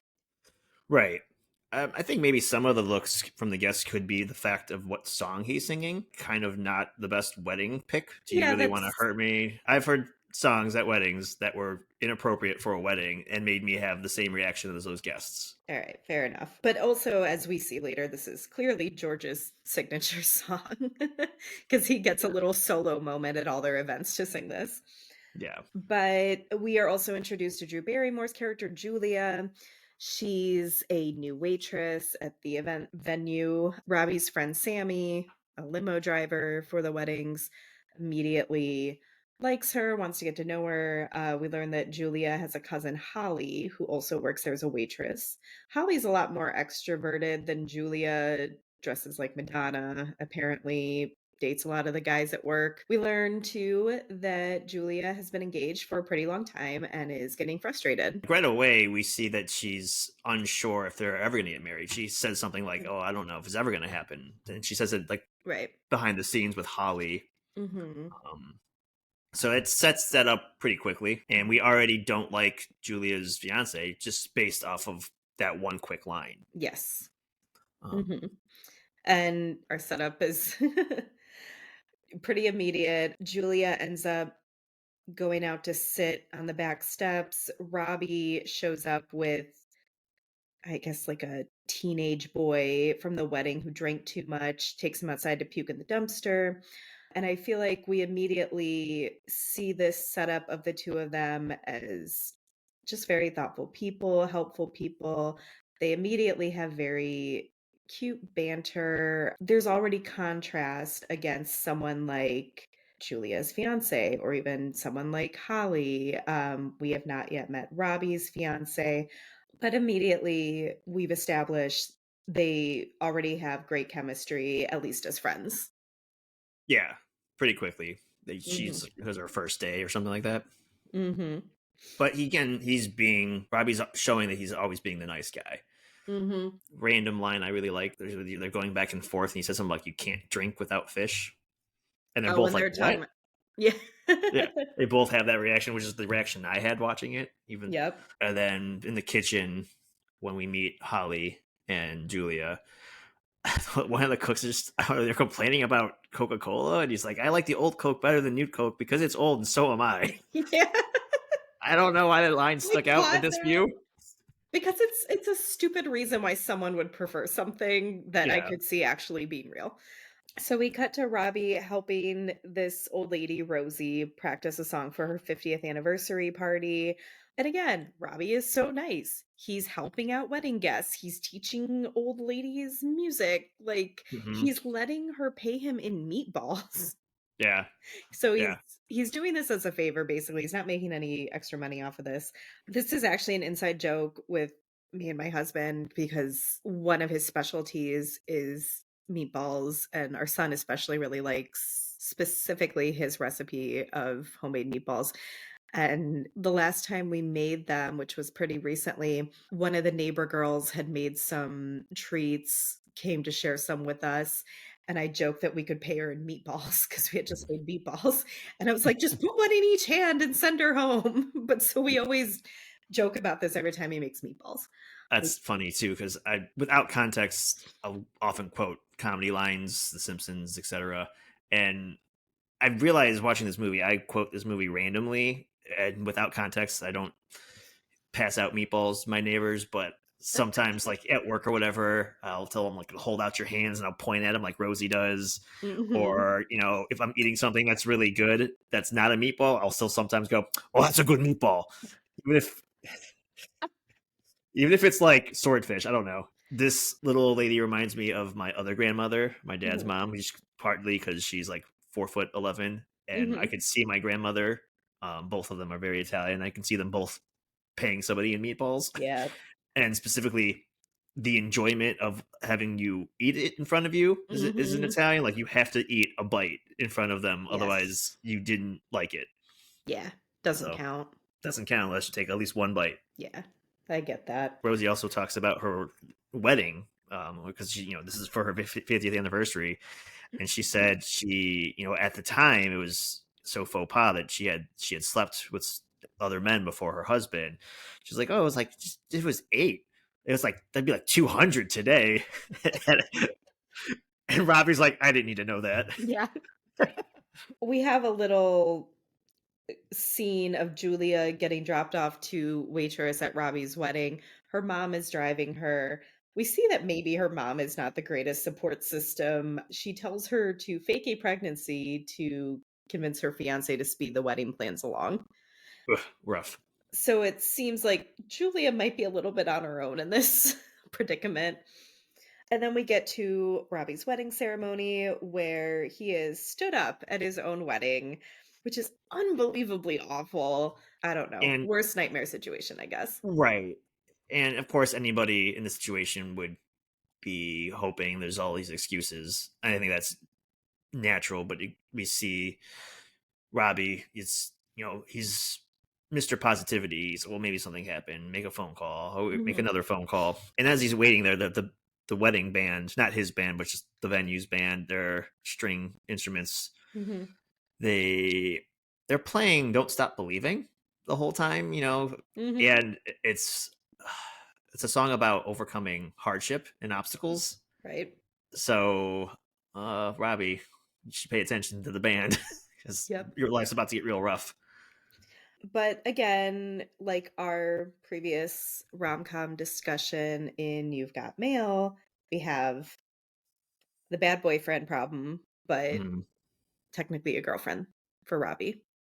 yeah. But for both of them, we have bad partners. Yes. And this time probably more egregious than something like in You've Got Mail, where it's like these people are actually hurting their partners. Yeah. Julia's fiance is stringing her along. You get the feeling he doesn't even want to marry her, Hmm. as we'll see and discuss, where Frank just loves his typewriter. Yeah, they're a little lower level offenses. Yeah, these are very obvious. Like you're definitely rooting for these couples to break up and a third new one to form. Right. And I mean, as far as we know, Robbie is already single now. His fiancee Mm, Linda pretty much did the breaking up. yeah, So we see everyone kind of back at Robbie's sister's house. They're all kind of sitting around talking about this and how horrible it is. We see Billy Idol on the TV, which is a little bit of foreshadowing, maybe. hmm His family is trying to make him feel better by insulting Linda, and Robbie, being this eternal optimist and really believes in love, is like, well, no, don't say that because we're going to get back together and then it's going to be weird. yeah. And I mean, I get the family's point of view because Robbie's hurting, so it's easier to demonize that person. Oh, yes, of course. Well, and But also it's a little too soon. publicly, Yeah, well, I mean, to break up with him in this way, but you also got to read the room. And Robbie's you're rubbing salt and lemon juice and hot sauce in the wound. Like he's hurting. you really that went on. That's Yeah, okay. But so we learned that Robbie's parents died when he was young, and he's been wanting to get married and have a family ever since. So we further set up the premise that Robbie's very into love and weddings and just kind of wants a nice house with a white picket fence, maybe. Also, kind of driven home further when Linda shows up to talk to him and basically explains that she doesn't want the same things that he does. She doesn't want to stay in this little town her whole life with him being a wedding singer.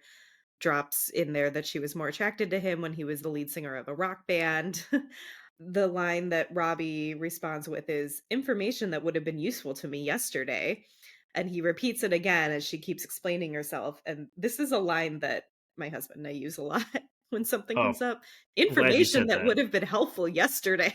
Yeah, I definitely use this line a Hmm. lot, especially in a work scenario where information would have Hmm. been more helpful the day before. Yes. And I will, depending on who I'm saying it to, will say it's the first, like how Sandler says it the first time, or I will say it how he says it the second time in a shouting in someone's Hmm. face way. It just depends on who it is in the situation. Yep. Linda also makes a point that she claims he wants to get married so badly he doesn't care to who. And so again, not that I necessarily believe that, but driving home this whole characterization of Robbie. Yeah. And it kind of parallels the other relationship too. I feel like Julia might have liked Glenn at one point, and then they got engaged, and it's been prolonged. And who Mhm. like, maybe she just feels committed to him because she is. She Mhm. said she would be, but it feels like maybe she also is getting married, but maybe not to the whom may not be important. Mhm. But so we finally meet Glenn, Julia's fiance. So we learn that Glenn wants to go to Vegas to get married, but it's not what Julia wants at all. She wants like a big traditional wedding. Immediately, bad boyfriend vibes because he kind of makes fun of her and he's like, "Are you going to do the girl thing where you're upset Mm. about something, but you're not going to tell me?" And Julia's over here trying to convince herself to do something that she doesn't really want to do, and he's still giving her a hard time. And he eventually bends and breaks, and it's like, okay, we'll do it your way, because he says it's what more important to you anyway. Yes. Bad boyfriend. Yeah, yeah. Also, he's the only one in the entire movie that calls Julia Jules, Hmm. and it annoys the shit out of me. It's first of all, it's a silly nickname for someone named Julie or Julia. So we end this scene with basically Glenn agreeing to the bigger wedding, and Julia promises to give him a very nice wedding. I don't think he cares. Sammy, the limo driver, comes to check on Robbie at his house. We learn that he lives in his sister's basement. Mhm. His brother in law complains that he's been really depressed. He hasn't left his home for like 5 days. Sammy walks in and Boys Don't Cry is playing. And Mhm. obviously, Robbie has been crying.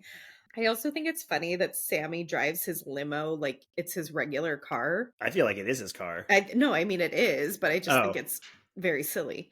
oh yeah. Um, That's you got to put a lot of money into it, and he's got enough to yeah, just buy one car, I guess. Yeah. yeah.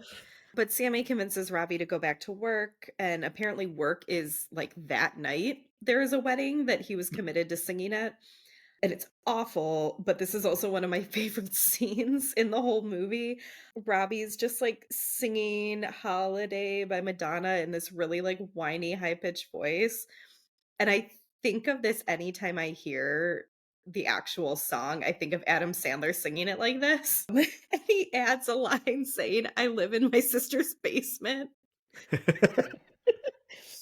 And I like when he's doing this performance and Holly comes up to Sammy.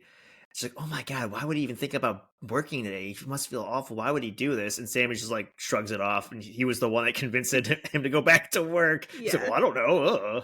Why is he exactly. here? What a dick." Maybe no one realized it would go this poorly. I do kind of hate when Robbie is trying to make a point that he's never going to find love, and neither will certain other guests, like purely based on their appearance. And there are some fat jokes, but it really goes off the rails because Robbie decides to sing Love Stinks.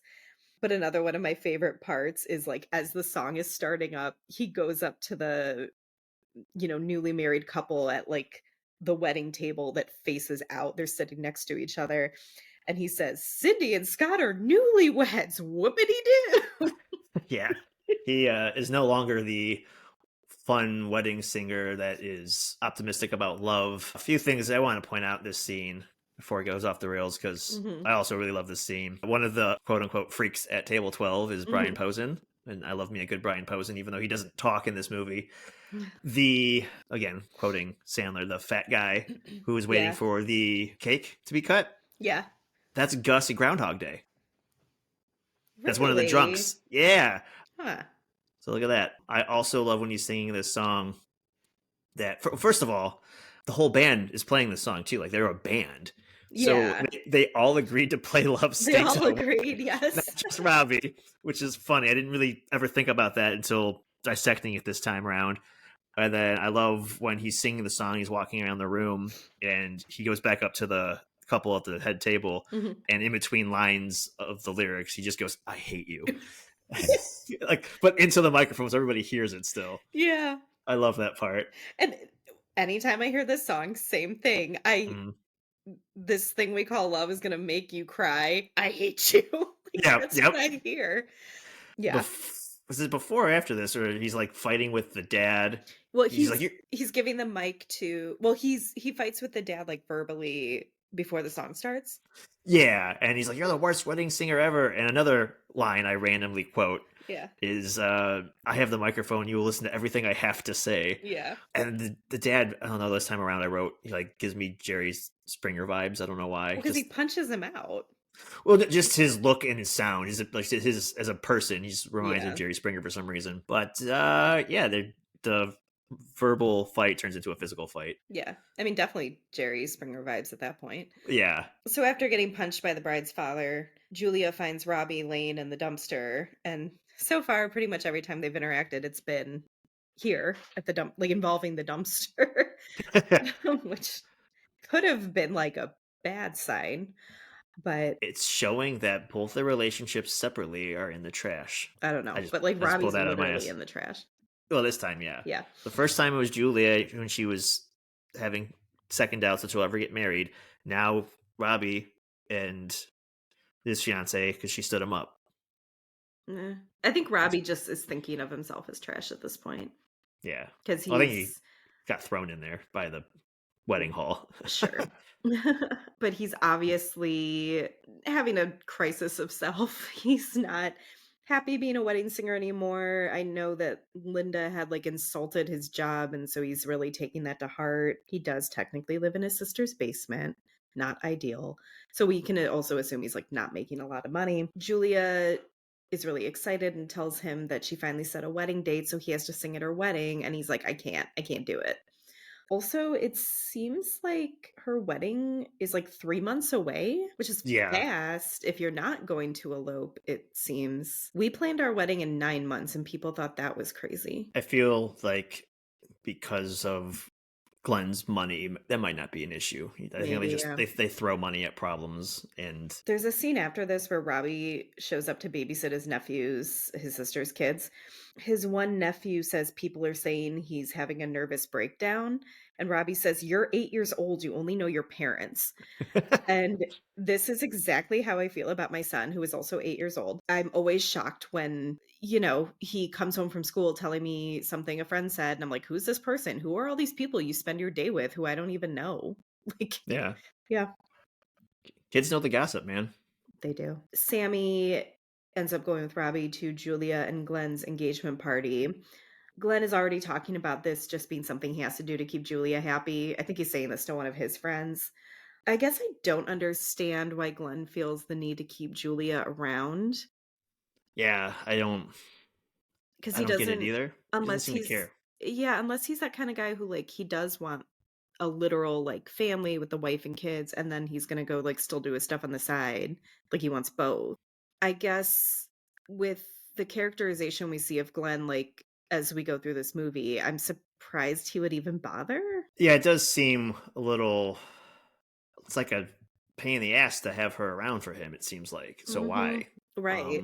But maybe it's to live those two lives. Also, I feel like people normally don't tell Glenn no. Glenn gets what he wants for whatever reason, and it's just something that he can do. So he does it because he can. Hmm. I don't know. Maybe. Or just like a status thing, maybe Yeah, to have the like wife and kids. I don't know. It is the 80s. They cared about those things more. yes, Okay. Sammy shows up dressed as Michael Jackson in Thriller. yeah.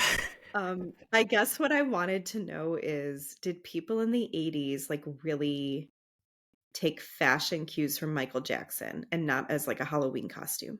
Or is this like a Sammy thing specifically?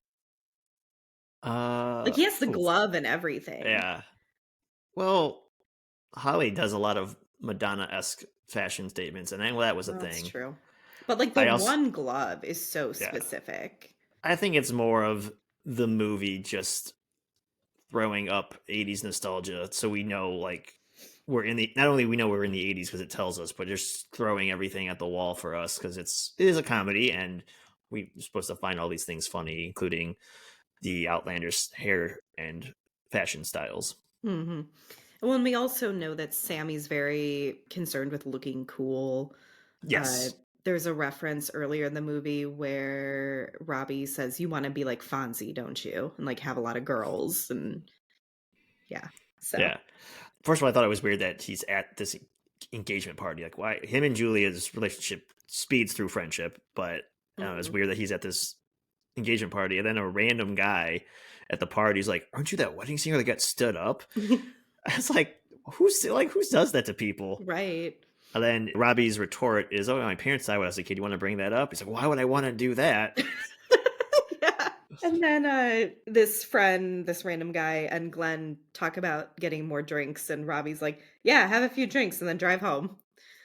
Sammy is still kind of hitting on Julia, as we saw from the beginning, and Robbie rats him out. Yeah, I think Robbie gets sick of it, and he's like, "You know what? This guy yeah. had it in for you from the beginning." Why is everyone at this engagement party? It's so weird. Did she just invite all her work friends? I guess, So she's so new in town that she knows no one except for her cousin and her mom and her work friends. So there's that. but he's hitting I on her don't at know. her at her engagement party. I don't know. Get a clue, Sammy. Yeah. is also a good example of being Adam Sandler's friends because Sammy is in multiple movies as well. Oh, really? I don't Yeah, remember seeing him in anything else. he's always a different character, different facial hair. I can't even remember the actor's name. It's like him and three other dudes that are more low key actor buddies of his. The one groomsman at the first wedding where Mhm. he like kind of makes a face at George. Mhm.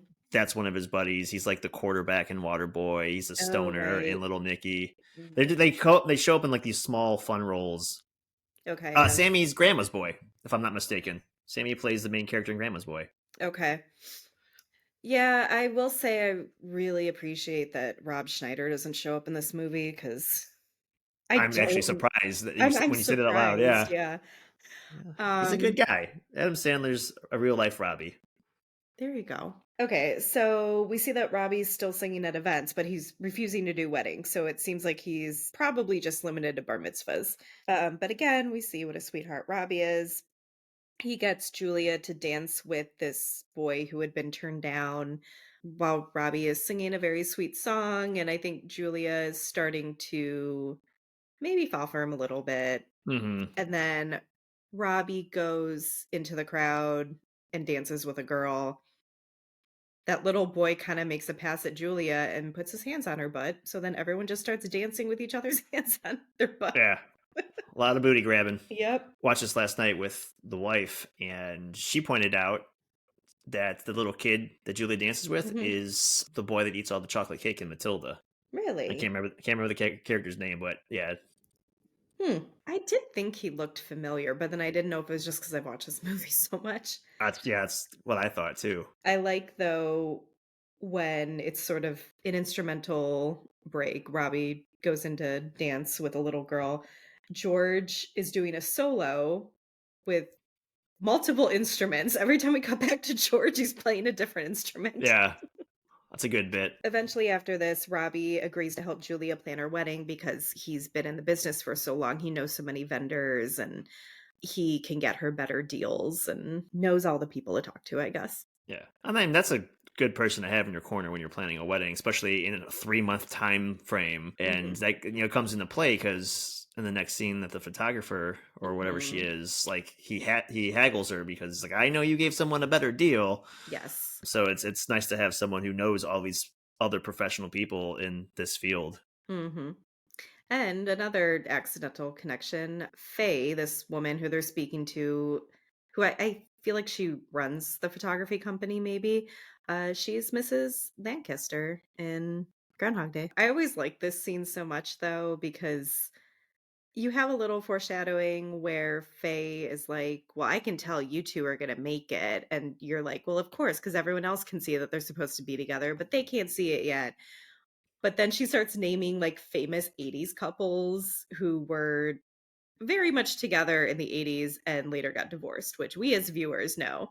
So, maybe not quite the sweet foreshadowing we thought of. Right, and they play off as their brother and sister, and they Mhm. like start beating up on each other.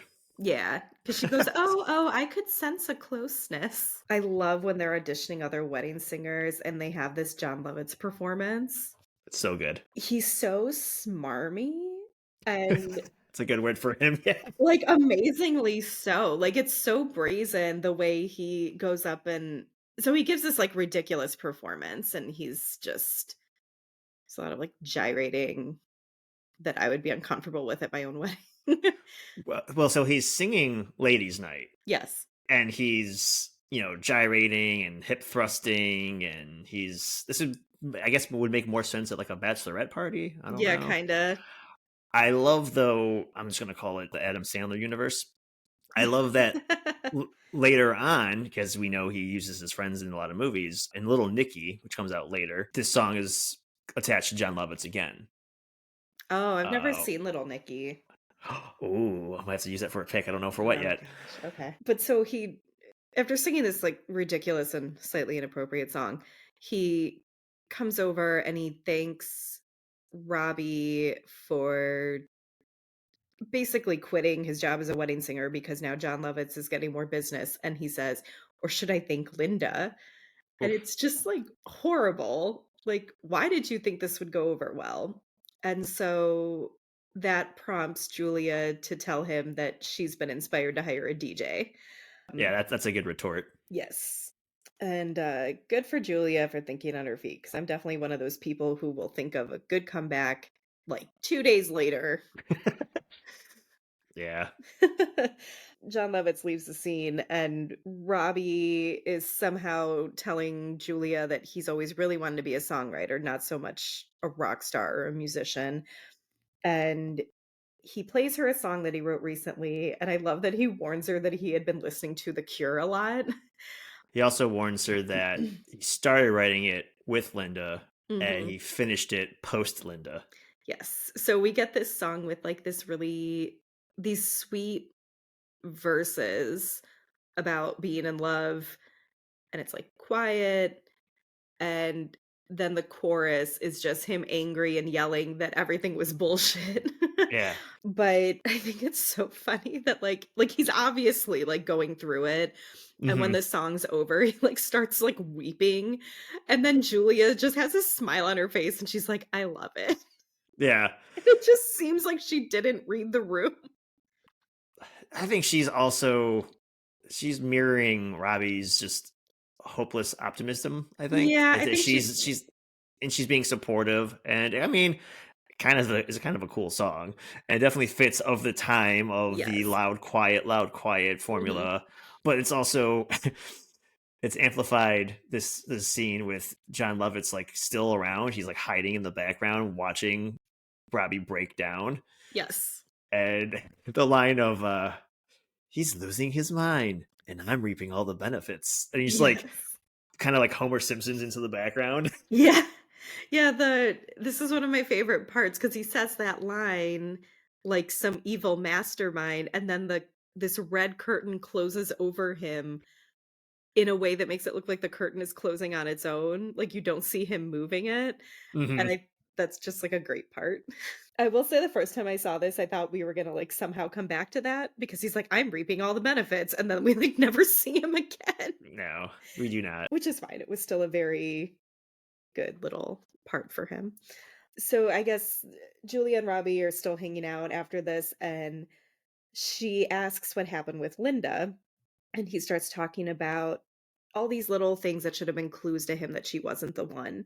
And he tells a story about this time that they were on a plane flying over the Grand Canyon, and she had seen the Grand Canyon from above before and he hadn't, so he asked her if they could switch and if he could sit by the window to see it, and she said no. And he's saying like, "Well, it's just a little thing," and Julia's like, "No, the little things are really important." So, foreshadowing in multiple ways, the plane, this entire conversation about little things mattering. Julia says she always thought the right one is someone she could imagine growing old with. Also foreshadowing. So we get a montage of wedding prep, and literally everyone is trying on wedding dresses except Julia. Yeah, they're showing Julia what the dress looks like on them. Right. Holly, her mom, and George all tried wedding dresses, and she's just giving opinions. And I'm like, I've never seen anyone shop for dresses this way.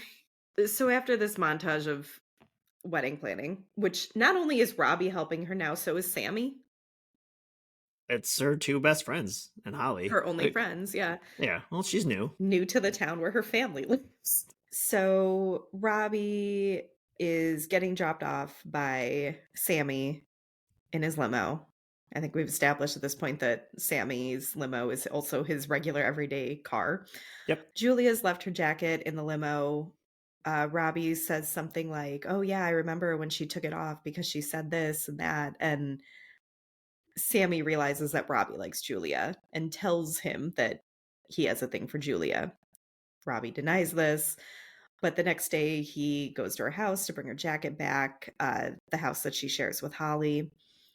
Holly and Julia have been talking about how she should do her first kiss at her wedding with Glenn. And they get this idea for Julia to kiss Robbie the way she would kiss Glenn at the wedding so that Holly can accurately give her Some feedback. some feedback. Yeah. So Uh, fucking weird. It is. I understand that the movie needs to push their relationship forward. I understand that we need to get both Robbie and Julia in a place where they realize they like each other. I just think this is such a stupid way to do it. Hmm. And Um, when they kiss, it gets all soft and the music's delicate. And I don't know if I noticed this before or just for this viewing, but you start hearing something that'll be very familiar later in the movie. It's kind of a softer, more orchestrated version of Grow Old With You, Robbie's song for Julia, which he has not written yet. But mhm, when they kiss, you hear like I think the chorus maybe, but with, it's just music. mhm, like an instrumental version of this song that we'll hear later. But yeah, it's the movie makes it very obvious that, they go from being very awkward, like, "Oh, okay, I guess we'll do this," and then while they're actually kissing, it's like the angels are singing, Hmm. like they realize, all these feelings. I think the 3 of them all kinda feel this shift, but then Glenn shows up, Robbie kinda mumbles something about, like, "I kissed her, but it didn't mean anything," and he leaves very quickly. They all save face by saying he kissed Holly, and Glenn says something like, "Oh, well, who hasn't?" And poor Holly. Poor Holly. But Glenn shows up with a gift, which is a CD player, and this is 1985, right? This is the Yes. year I was born. Hmm. I'm as old as CDs, I guess. I don't know. This made me feel really old. Could be worse. Yeah. And it just made me feel even older that CDs are obsolete at this point. Everyone streams music, Yeah. and if not, we've gone all the way back to records. Yes. I listen to more vinyls than I do CDs. Yeah. Even when Glenn shows up with the CD player, Julia's like, "Oh, do you wanna listen to a record?" He's like, "No." Yeah. So Let's play CDs, Jules. yeah. So this was obviously new tech at the time.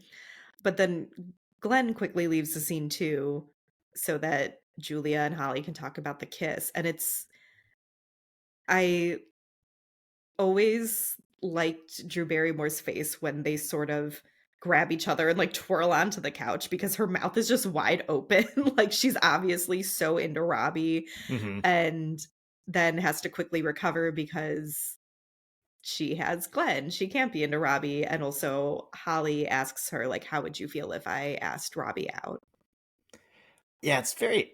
The whole thing's awkward. The kiss, like he literally comes in with a jacket, and Holly's like, "Oh, Robbie's a guy, kiss him." So whoever would have walked in the door, I mean, it could have been Sammy, and Right? I don't know if that would have happened, but obviously we're building the story that they like each other, and so she kisses this other guy to faux kiss Glenn in front of Holly. Sure, but then Mhm. Holly's like, "Oh wow, I can totally tell you like him. Can I go out on a date with him?" What? Like, it's all Yeah. so weird. And so this whole scene really just is set up when, like you said, they're in the kitchen talking about the first kiss, and I thought it was hilarious because they're trying to decipher between church tongue and porno tongue, Right. and in Rob in walks Robbie, and I guess he got the church tongue. Well, right, because Holly needed to see what church tongue looked like, I Yeah, guess. Suffice it to say, I think this is maybe the one scene that didn't really work for us. yeah, yeah. I mean, it Um, sets up that they like each other, but we already knew that anyways. right. I want to ask you this. My DVD, I think, has some extra scenes. After this, my viewing cut to a scene where Robbie is with Rosie, his, older neighbor, and he's helping her lift weights. And they just start talking about Robbie's penis. And I do not remember ever seeing this scene before.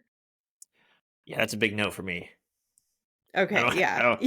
You would have remembered. Yeah. But this was like an entire scene that, in my opinion, went on way too long about Rosie asking him if he's scared to get back into dating because he might be shy about his penis. And they go into this whole discussion about how he shouldn't feel bad about it, and how she saw him as a baby and she knows it's a good size and all this stuff. And I was like, Okay, great. I also thought that this movie would be like somewhat okay to watch in front of my son. And then all of a sudden this scene popped up and I was like, well, okay, we're stopping this. Huh. So I'm glad I I've got the theater release cut. It was strange and unnecessary and went on way too long, so I can see why they cut it. But at the end of the scene, Julia shows up to ask Robbie if he would go on a double date with Holly and her and Glenn. Yeah, I got that scene. Because Rosie's in the background, like pumping iron still. Yes. Yeah, Yeah. that's like the end of this scene Okay. where Julia and Robbie are talking and Rosie's kind of in the background like eavesdropping while she's lifting her weights. Yeah. So we're at their double date. They're at a club. Robbie's trying to talk to Glenn about money, and it's so obvious that like he feels out of Glenn's league. I noticed this more so on this rewatch how much Robbie gets wrapped up in money being the reason that he isn't in a relationship, Hmm. like kind of being the reason that Linda left him, and we'll see in a little bit being the reason why someone like Julia might not be into him. Holly is dressed like Madonna, but just like different version of Madonna. Noticed that too on this rewatch that she is always dressed like Madonna in some way. Yeah, which is there's so many different looks you can do with that. So She ends up very obviously flirting with Robbie, and Julia can't handle it. Like it's really obvious she's not having a good time. you mean when Um she starts pounding shots? yeah. She ends up leaving to go to the bathroom. I always thought it was so funny that she just walks over the table to go to the bathroom instead of like asking someone to move, I but she think really had to. she's gonna get sick though, because they mentioned like how I was like, I'm gonna go take care of her. So yeah, she was in a hurry. I get that. So the girls are gone. Robbie's trying to make small talk with Glenn. And he says, I don't even know what your last name is. What's Julia's last name going to be? And he says, Gulia. And Robbie says, Julia Gulia. That's funny. And Glenn's like, why is that funny? And That I man has always, no humor. no humor. Literally at like just random points in my life, I'll randomly think of Julia Gulia and start laughing. It's such a stupid That's name. so ugly sounding. Yes, but we see that further proof that Glenn's not a nice guy. We have to get rid of the boyfriend, right? We see Glenn like checking out other women at the club. Robbie asks him some questions that lead him to admit to cheating on Julia. And he's obviously okay with the fact that he cheats on Julia like all the time. But they all leave because Julia got sick. Robbie's the one helping her walk to the car. Glenn pulls his car around to pick her up. I did not know it was a DeLorean. I said it Very. looks like an 80s Cybertruck.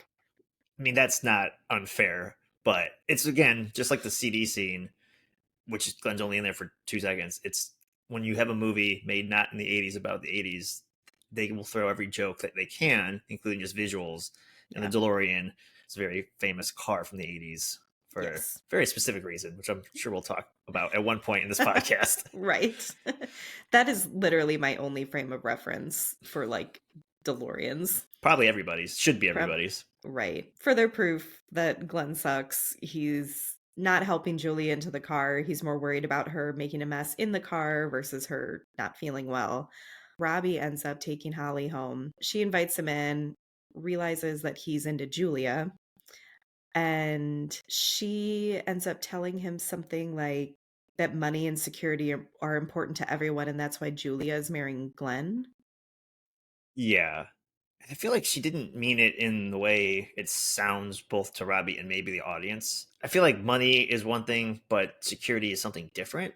And Definitely. not saying that's why you should get married anyways, but I I think she kind of meant security as comfort, someone she trusts, someone that's which we obviously know Julie shouldn't trust Glenn, but she doesn't know any of this Hmm. stuff. Hmm.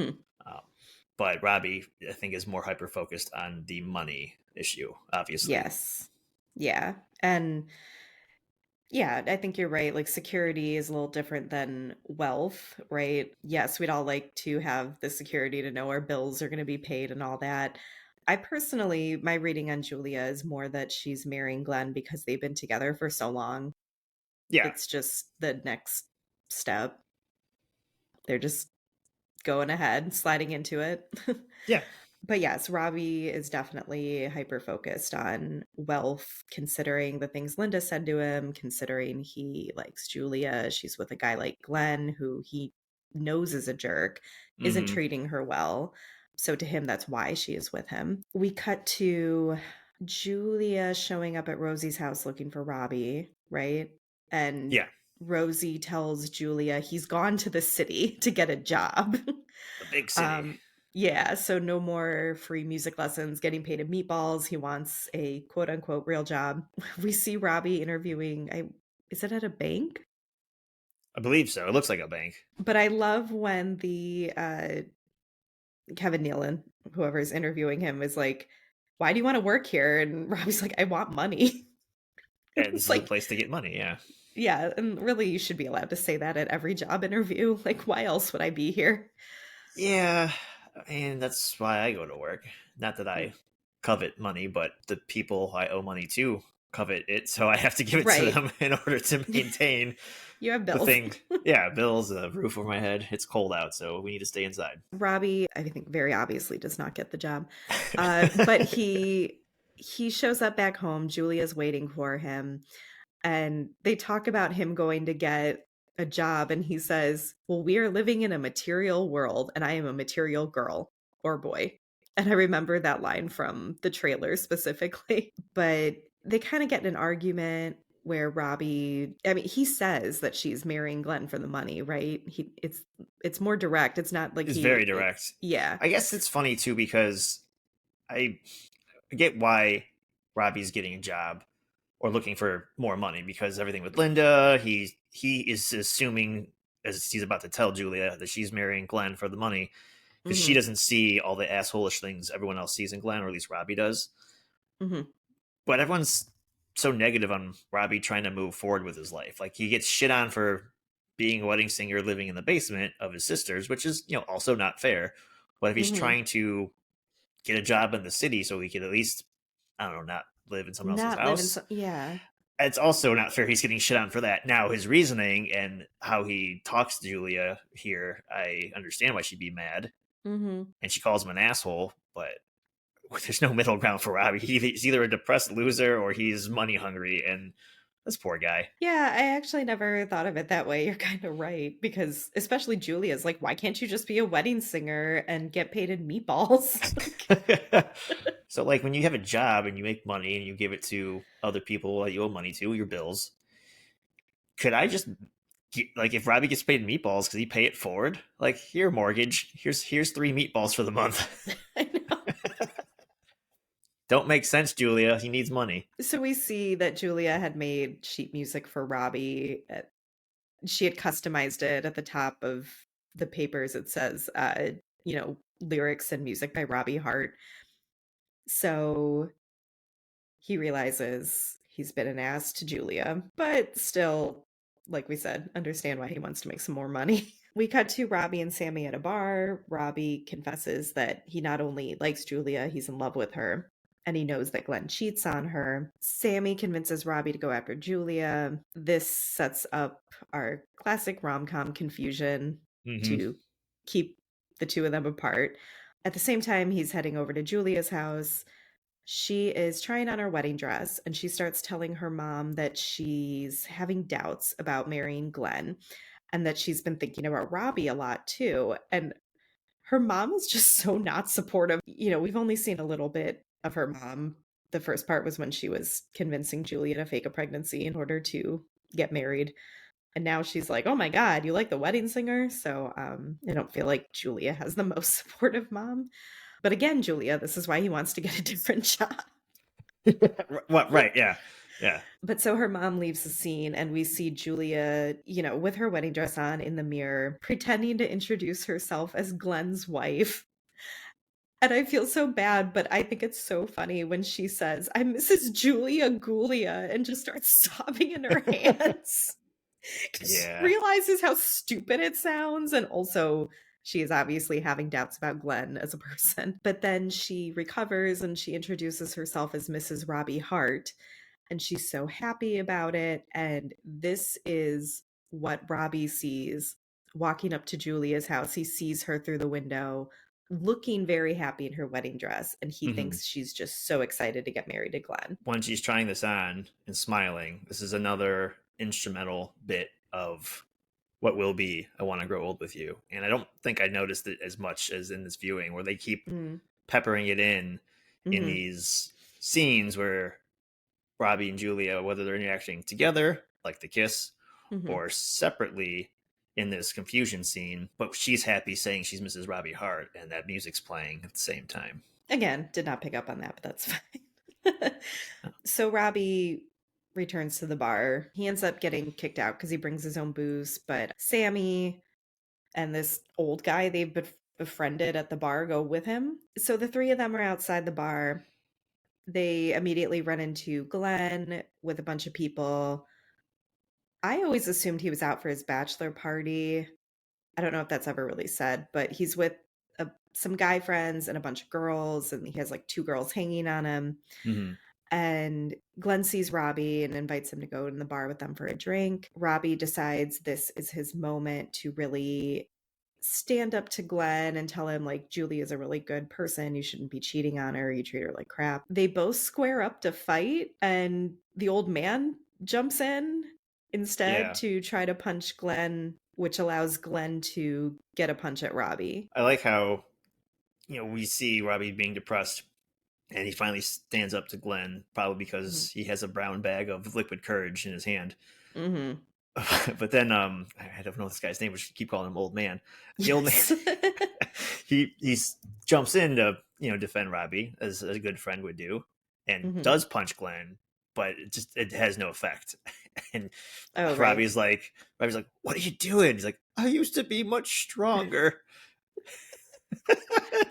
And then he just gets Robbie just gets punched out as a sucker punch, which is kind of bullshit, but whatever. But also we need, Glenn to be bad. So do you think it's really funny that Glenn calls Robbie a poor singing orphan? Just very Dickensian. I mean, yes, I guess technically he is an orphan. I just don't feel like we use the word orphan much anymore. Did we point out yet in this episode that this is another example, albeit not animated, but a single or parentless main character? No, I don't think we have. Well, we did now. Add it to the checklist. Boom. Yeah, So we've had a few of those. yeah, it's a pattern in these movies from our childhood. Interesting. So Robbie stumbles home and Linda is waiting for him outside. Nothing really happens. He passes out. The next day, Julia is knocking on Robbie's door. We assume to tell Robbie she has feelings for him. Linda answers the door and tells her Robbie's indisposed, is very dismissive of Julia. Julia assumes they're back together, and this leads her to run straight to Glenn and tell him that she wants to get married right now. Let's go elope in Vegas, because that's what Glenn wanted to do anyway. Yeah, in Julie's defense, Linda does answer the door in nothing but a Van Halen t-shirt. Right. So does kind of look a little. No, it I understand why she thinks the way she thinks. Mm-hmm. And also Robbie wasn't there to say anything to the contrary. So Right. He's passed out still.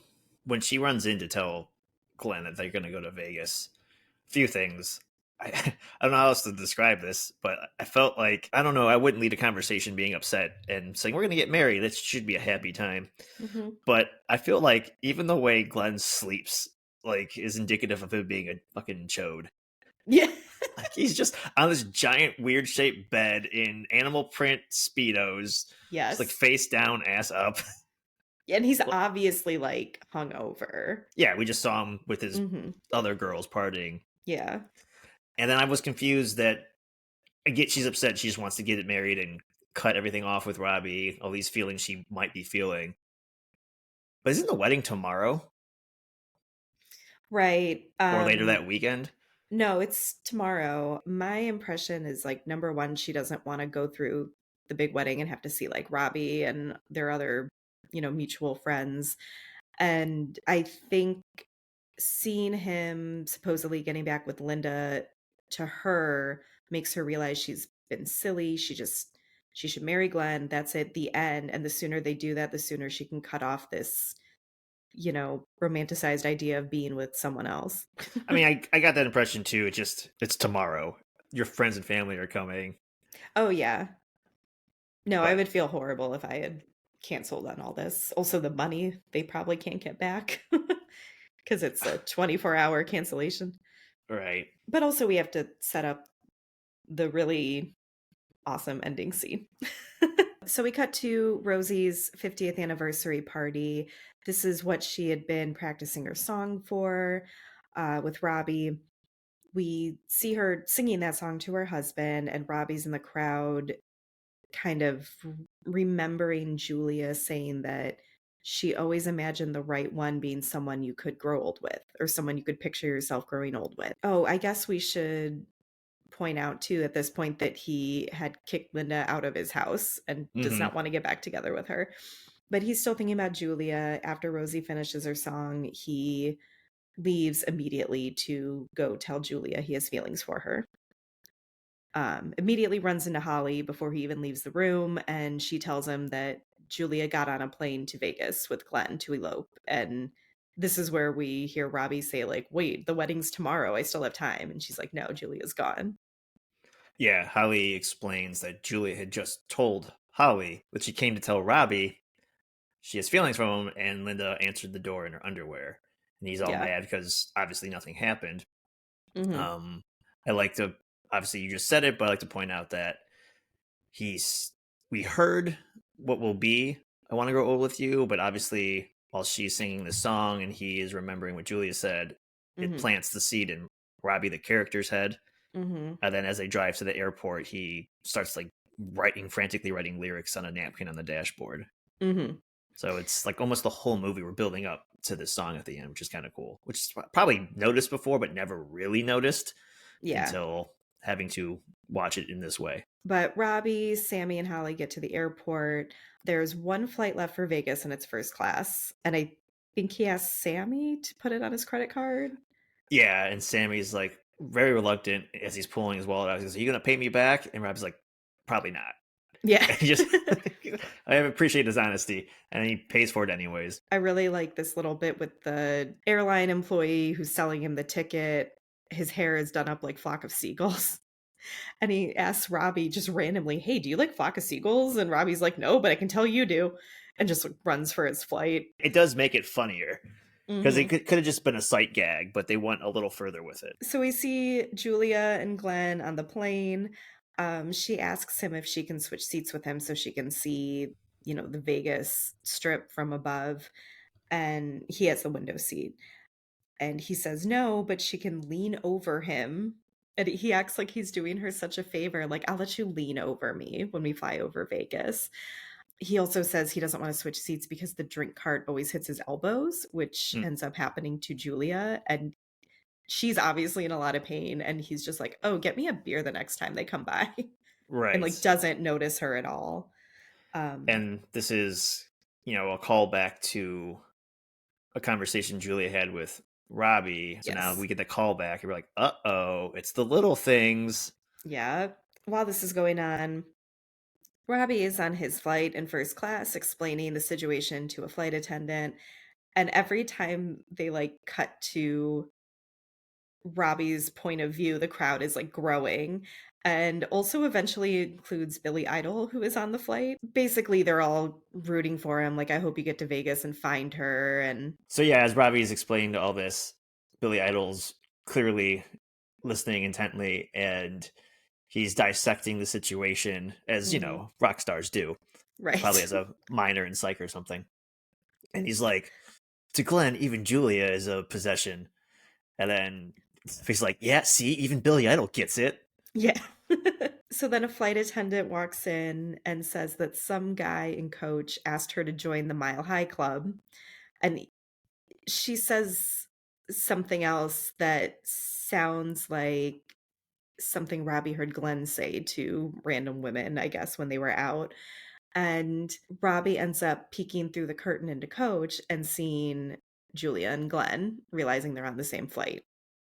Yeah, I love this sequence because until the flight attendant shows up, I mean, pretty sure even as a younger Joe, I kind of understood they were on the same plane. But the way it's set Mhm. up is every time they show Glenn not giving a crap about Julia on the flight and the Vegas lights talk, and then Mhm. her hitting her elbow, and it's intercut with Robbie in first class. And like you said, the crowd keeps getting bigger around his story, but every intercut between them is just like a generic plane flying overhead, and it's Mhm. supposed to make us feel like they're on separate flights because he's Right. trying to race to Vegas to catch up with them, and then the reveal that they're on the same plane, which is it's done well. Even though I Mhm. think as the audience we're at least hoping that they're on the same plane. Mm. I always thought this was a fun sequence. So I really like when Robbie turns back to the crowd and he's like, "It's Julie and Glenn. They're on the same flight." And Billy Idol goes, "No way!" in this really exaggerated voice, but also with his like British accent. From Crazy Lips. Yeah, it's my mom's favorite part of this movie, the way Billy Idol says "No way," and so now I pick up on it more now too because she's pointed that out. Robbie tells them he has an idea. We cut to Billy Idol on the loudspeaker? I don't know what to call this. Plane intercom. The plane intercom? Sure. Billy Idol's making an announcement saying that one of their first class passengers wants to sing a song inspired by one of their coach passengers. And since we let our first class passengers do pretty much whatever they want, we're going to let them sing this. And my husband and I always say this when we fly. We've never flown first class, but we always say, like, since we let our first class passengers do pretty much whatever they want. Did not realize how much I quote The Wedding Singer apparently until Oh we were God, taking yeah. notes for it. So Robbie starts singing this song that he's written about Julia, like you said, the song that we've kind of heard instrumentally at different points throughout the movie. It's about growing old with someone, wanting to grow old with someone in particular. Julia immediately realizes it's Robbie. She recognizes his voice. Um, I don't think I ever really appreciated Drew Barrymore's like acting in this moment. You can tell she freezes, her eyes are wide, but that it really turns into this whole body reaction where like she starts shaking, and it's much like our discussion of You've Got Mail when Yeah. Meg Ryan realizes her pen pal is Tom Hanks. Just a really lovely reveal and like a really solid piece of acting that I feel like rom-coms maybe don't get enough credit for. Yeah, so you beat me to the punch because if you didn't say it, I was going to kind of make a parallel between Drew Barrymore and Meg Ryan, since we just talked about the movie Mhm. You've Got Mail. But in both scenes, I love not only the performances from the actresses, but the length of screen time it gets. Like it Mhm. develops. And with Drew Barrymore, like you said, she in her eyes she recognizes Robbie's voice right away, and then they kind of get glossed over, and she like tilts her head back, and she's shocked, extremely happy, and then like you said, she starts like I don't want to say convulsing; it's a little extreme, but she starts shaking with joy, and Mhm. it's just so cool. And Glenn's just sleeping next to Yeah. her. Yeah, she's Uh, literally having a full body, like, physical reaction and Glenn's asleep. yeah, and then the reveal. Mhm. Well, we already know he's there, but the physical reveal to Julia, he comes through Mhm. the curtain, presumably playing one of Billy Idol's guitars, I would imagine. Oh, yeah, good point. So, yeah, Robbie walks into Coach to finish the song. He's, like, slowly walking up to Julia. This is the point, I think, where Glenn wakes up and is like, "What's that dork doing here?" And, I love how the one flight attendant like, just immediately appears with the beverage card, and he's like, "Excuse me, sir, I have to serve the beverages," and, so that Glenn cannot get past. Glenn ends up, like, running through to the other aisle, and, like, Billy Idol appears with another beverage cart, and, I love how Glenn says, "Get out of my way, Billy Idol." He's not, for some reason, he's not surprised Billy Idol's in the way. No It's one's like yeah. no one on this flight is surprised Billy Idol is in first class with them, which is probably the most Well, believable Robbie part. was, that was about it. Robbie was Yeah. surprised Billy Idol was Oh, there. well, I think it's Robbie's was just surprised everything about first class That's because true too, yeah. yeah, and he just shows up with his drink cart. And then when he yells at him, I'm assuming a fan gets up like, you can't talk to Billy Idol that way, Yep. and takes over the drink cart and slams him to the back of the plane, and another flight Hmm. attendant locks him in the bathroom. Right. I love when the fan, stands up and is like taking up for Billy Idol. Like Billy Idol needs like, support. Billy Idol's behind this guy, just totally like egging him on. And also, apparently, we have to call him by his full name, Billy Idol, Mm-hmm. every time. Get out of my way, Billy Idol. Don't you talk to Billy Idol that way. I really think like just the presence of Billy Idol like really makes this whole scene for me. I don't know. Okay, so we cut back to Robbie and Julia. He's finished his song. I love when he kneels down at the end and he says, "That song was about you." She's like, "I know." Would The be awkward. awkward if it Yes. wasn't about her. If it was like Linda in the seat behind her or somebody else. And then Billy Idol interrupts them saying like, "I'm going to tell some record execs about you and your song, Robbie." And he goes, "Okay, do you mind if I kiss her now?" And then we just cut to Robbie and Julia getting married. Really brief scene. The wedding singer is the drunk brother from the very beginning, Steve Buscemi. Everyone looks really happy for them, including Julia's mom, who's sitting in front, like cheering. I'm so glad she came around. Right. Would have liked to have seen Billy Idol at their wedding, personally, Ooh, nice. Yeah, maybe he was working behind the scenes trying to get that record contract for for Robbie. Robbie. Yeah. Yeah. So he can move out of the That would be a basement. great wedding gift. It would be. This is my only real issue with this movie, I guess, besides the weird first kiss scene. We spend so long wanting them to get together, and then it's just this very, very brief scene of them actually being together. I would just like to see them being happy together, but I guess that's not an interesting movie. So, I feel like we get that a lot with most rom coms. It's the will they, won't they, then they do. And we're like, cool, moving on. do you have any other thoughts? Yeah, I mean, we've touched on all of the 80s jokes, whether they were physical sight gags or reference. It is Hmm. funny that they have mentioned, like in the photography studio, all these power couples or famous 80s couples that they have since broke up. And Linda's wearing a Van Halen t shirt, and Robbie literally says, "Get out of that shirt before you jinx them and break them up." And they do, Hmm. which is kind of, I think it's kind of weird. I mean, we get it as the audience. There are all these jokes, 80s reference jokes, but it's a movie about these two people getting together. It's kind of doesn't bode well, in my opinion. Like if you overthink it, which we probably shouldn't do, but it's like, yeah, we keep making all these references to these famous things breaking up while we're trying to get Hmm. these two pushed together. But yeah, there's so many pop culture references. And like right off the bat in that opening scene at the wedding, we hear, like, obviously all the 80s music, but we hear someone talking about like New Coke, which that's like such an 80s thing. Like, I can't not think about the 80s if someone brings up a New Coke. They reference Fonzie a lot. His brother in law is watching Dallas at one point and says, JR might be shot or something. Yeah, Um, and when he says that, he was supposed to go out with his wife, hmm. and he had to make sure JR was or was not shot. Yep.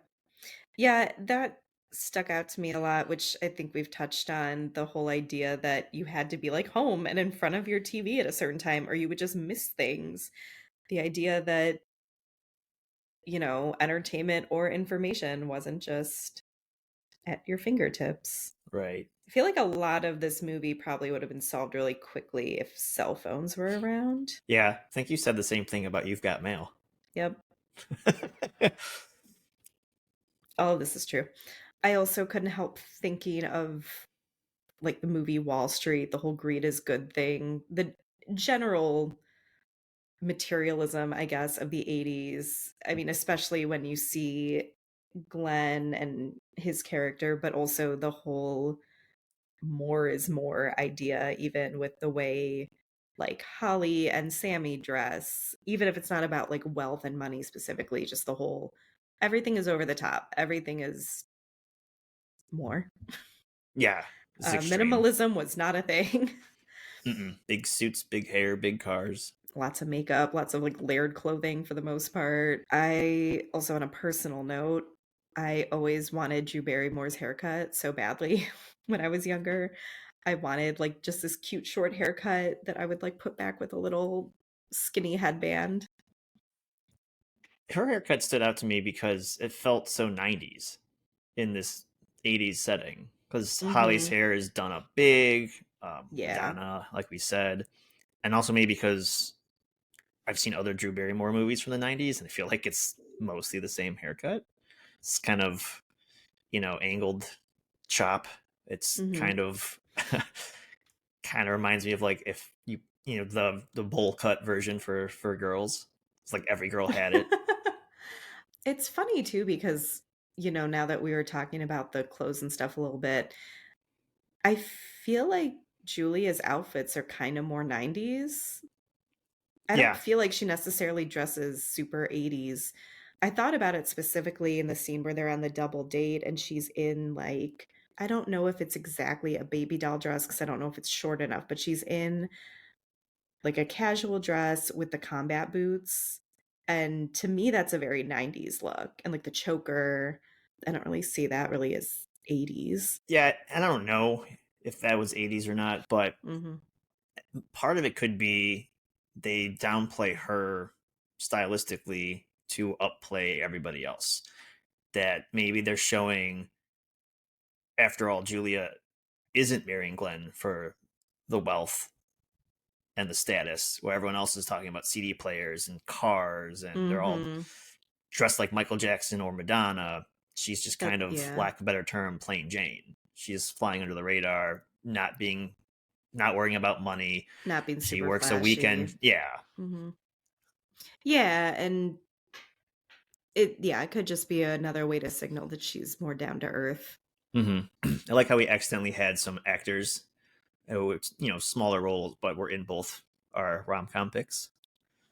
That was kind of Mhm. funny. And there was a little bit of this little town versus big city. It's not so much in Wedding Singer, just a little touch of it when he goes to the big city to get a job versus this like simple life as a wedding singer in the suburbs Well, and where, Linda also says something like she realized that if she married him, she'd be stuck in that town the rest of her life, and he's like, "What's bad about that?"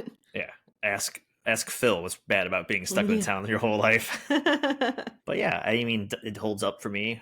I own both of these on DVD. Wedding Mhm. Singer, when you picked it, I was, I guess, pleasantly shocked, I guess, because I know some of the other rom coms you like, and I am a big fan of this movie as well. So I was And you pretty were like, "Oh, excited. a rom-com I actually wanna watch. Cool." I guess maybe I never even think of it as a rom com, even though it clearly is. It's just, to me, it falls under the generic Adam Sandler genre or category. Yeah, and it's really funny you bring that up because for me, The Wedding Singer doesn't feel like a typical Adam Sandler movie. Because I feel like he's playing a normal person, not like, he still has his mannerisms, the way he does silly voices sometimes, the way he'll, like, yell sometimes, but, I don't know how to explain it other than I feel Hmm. like he's just playing a regular guy in this movie, and he's not Yes. playing, like, an Adam Sandler character. Yeah, I can see what you're saying there. I assume you were sitting there thinking like, "Oh, she's gonna pick another Meg Ryan movie." I guess what I was thinking, it would be a movie I haven't seen before, Mm. more of a classic rom com. Well, on that note, I'll share my honorable mentions. All the things that you could have watched. Obviously, You've Got Mail, but we're not going to do another episode about You've Got Mail. Sleepless in Seattle, When Harry Met Sally, While You Were Sleeping, Notting Hill, and another newer one, I guess, Easy A. I don't think I've seen any of those. Okay. I've seen, I think, parts of Harry Met Sally. I don't think I've watched it all the way through. Okay. Yeah, Well, maybe we'll change that. yeah, Did you have any honorable mentions? yeah. My original pick was going to be As Good as It Gets with Jack Nicholson, Okay. and then your boy likes a good theme, even if it's dumb. And it being February, almost Valentine's Day, I wanted to acknowledge Groundhog's Day just because it's silly, but also as I said earlier, thought there was more of the romantic tension between Bill Murray and Andy McDowell. Mhm. But I think I was saved because when they come back, it comes back strong. And it might be a stretch of a rom-com, but I still think it's slightly a rom-com.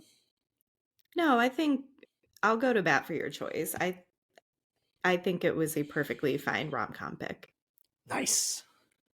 I Yeah, I mean, the think main storyline is him using that time to get with Andy McDowell's character. he plays both the lovable future boyfriend, which would be Robbie in your pick, but he also plays the bad boyfriend type, which is Glenn in your pick. So it's cool because Bill Murray gets to play both. Enemies to lovers.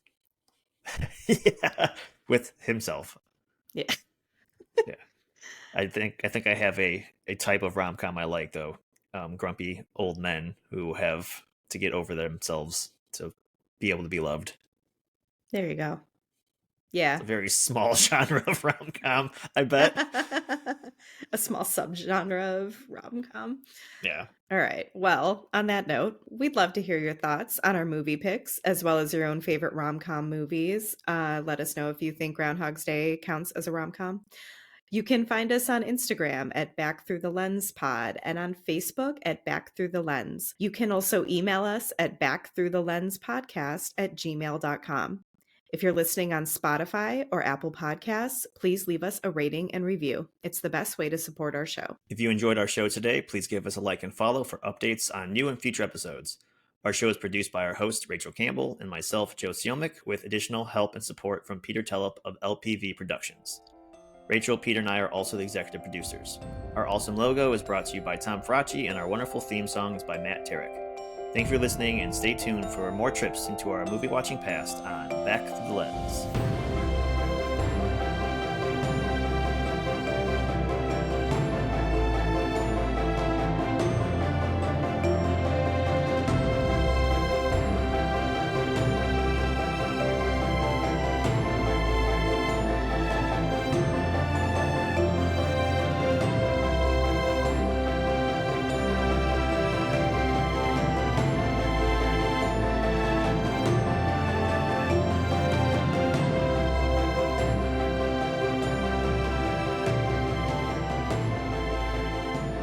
Third time's the charm.